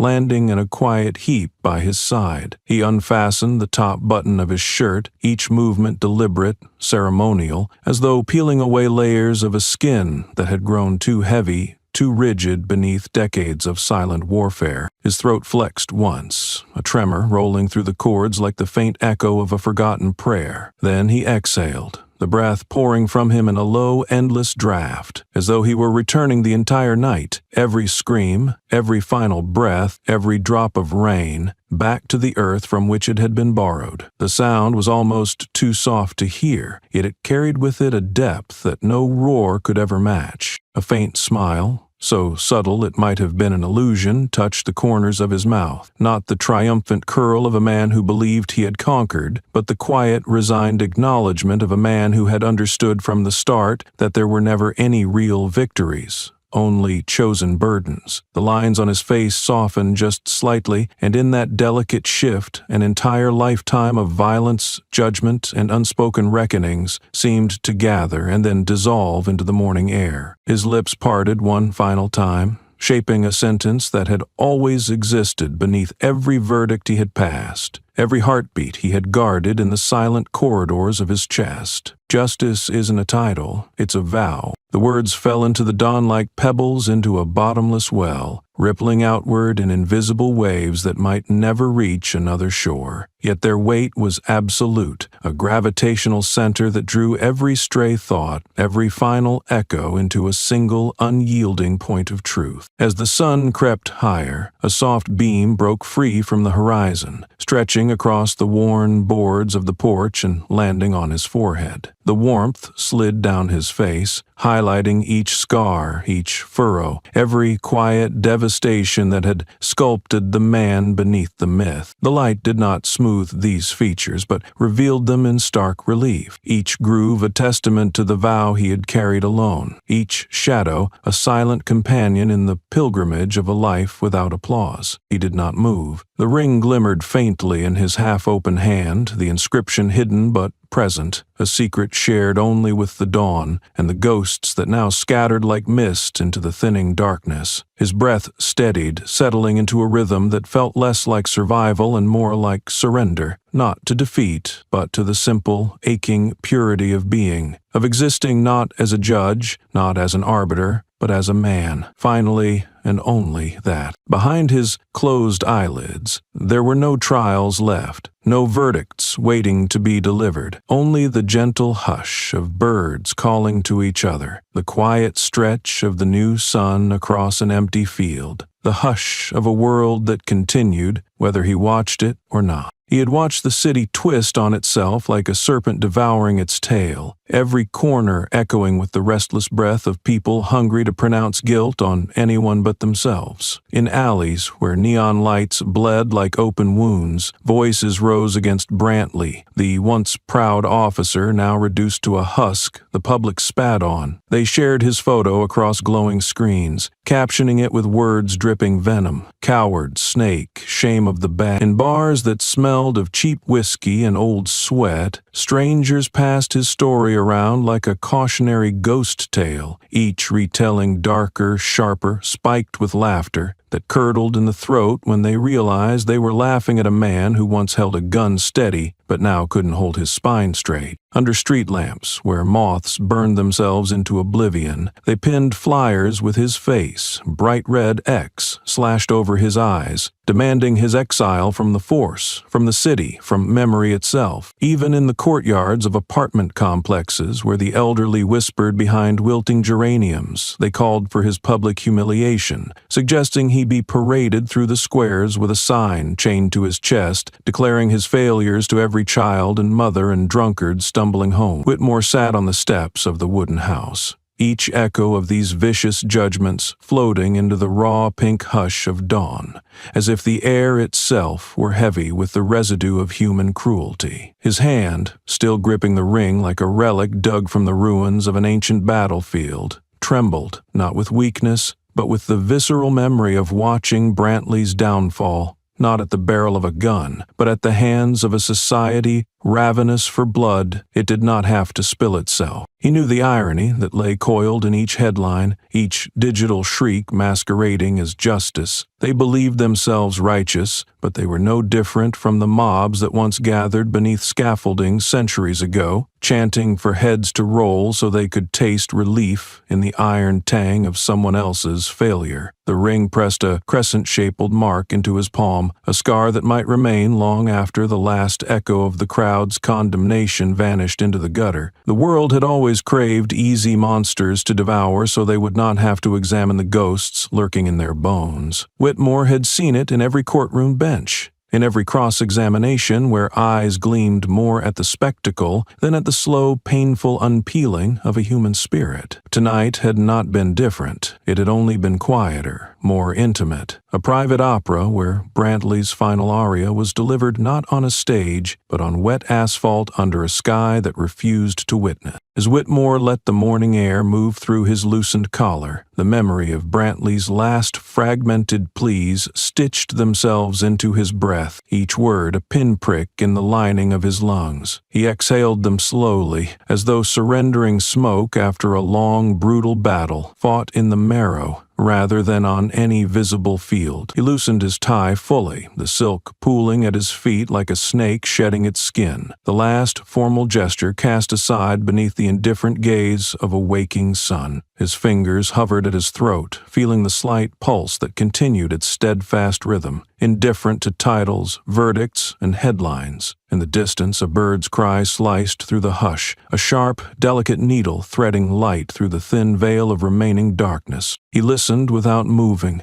each note a stitch in the ragged quilt of his memory, each pause a window into the blank spaces where other men would have placed forgiveness or rage. There was no rage here now, only the quiet certainty that Brantley had chosen his ruin long before Whitmore's shadow ever darkened his doorstep. Society had been eager to finish the job, to tear him into 1,000 viral pieces, to gorge on each confession until nothing but a hollow rind remained. Whitmore did not pity him. Pity was a cheap currency in a world addicted to easy judgment. Instead, he recognized the shape of Brantley's collapse as the natural end of a soul that had hollowed itself out, one cowardly act at a time, until the only audience left was the reflection he despised. The first rays of daylight inched across the boards beneath Whitmore's feet, turning the splinters into golden veins, a map of paths he had chosen and those he had refused. He tilted his head back slightly, eyes still closed, the gentle heat grazing the lines on his forehead, each furrow an echo of unspoken verdicts and silent oaths. His shoulders softened by a fraction, a shift that would go unnoticed to any passing observer but felt within him as a seismic giving way, a slow melting of armor that had clung too long to his bones. A breeze lifted the edges of his shirt, brushing against the raw skin beneath like a careful, tentative blessing. The ring rested now in the cradle of his fingers, its inscription hidden from the world, a private scripture that had dictated his every breath,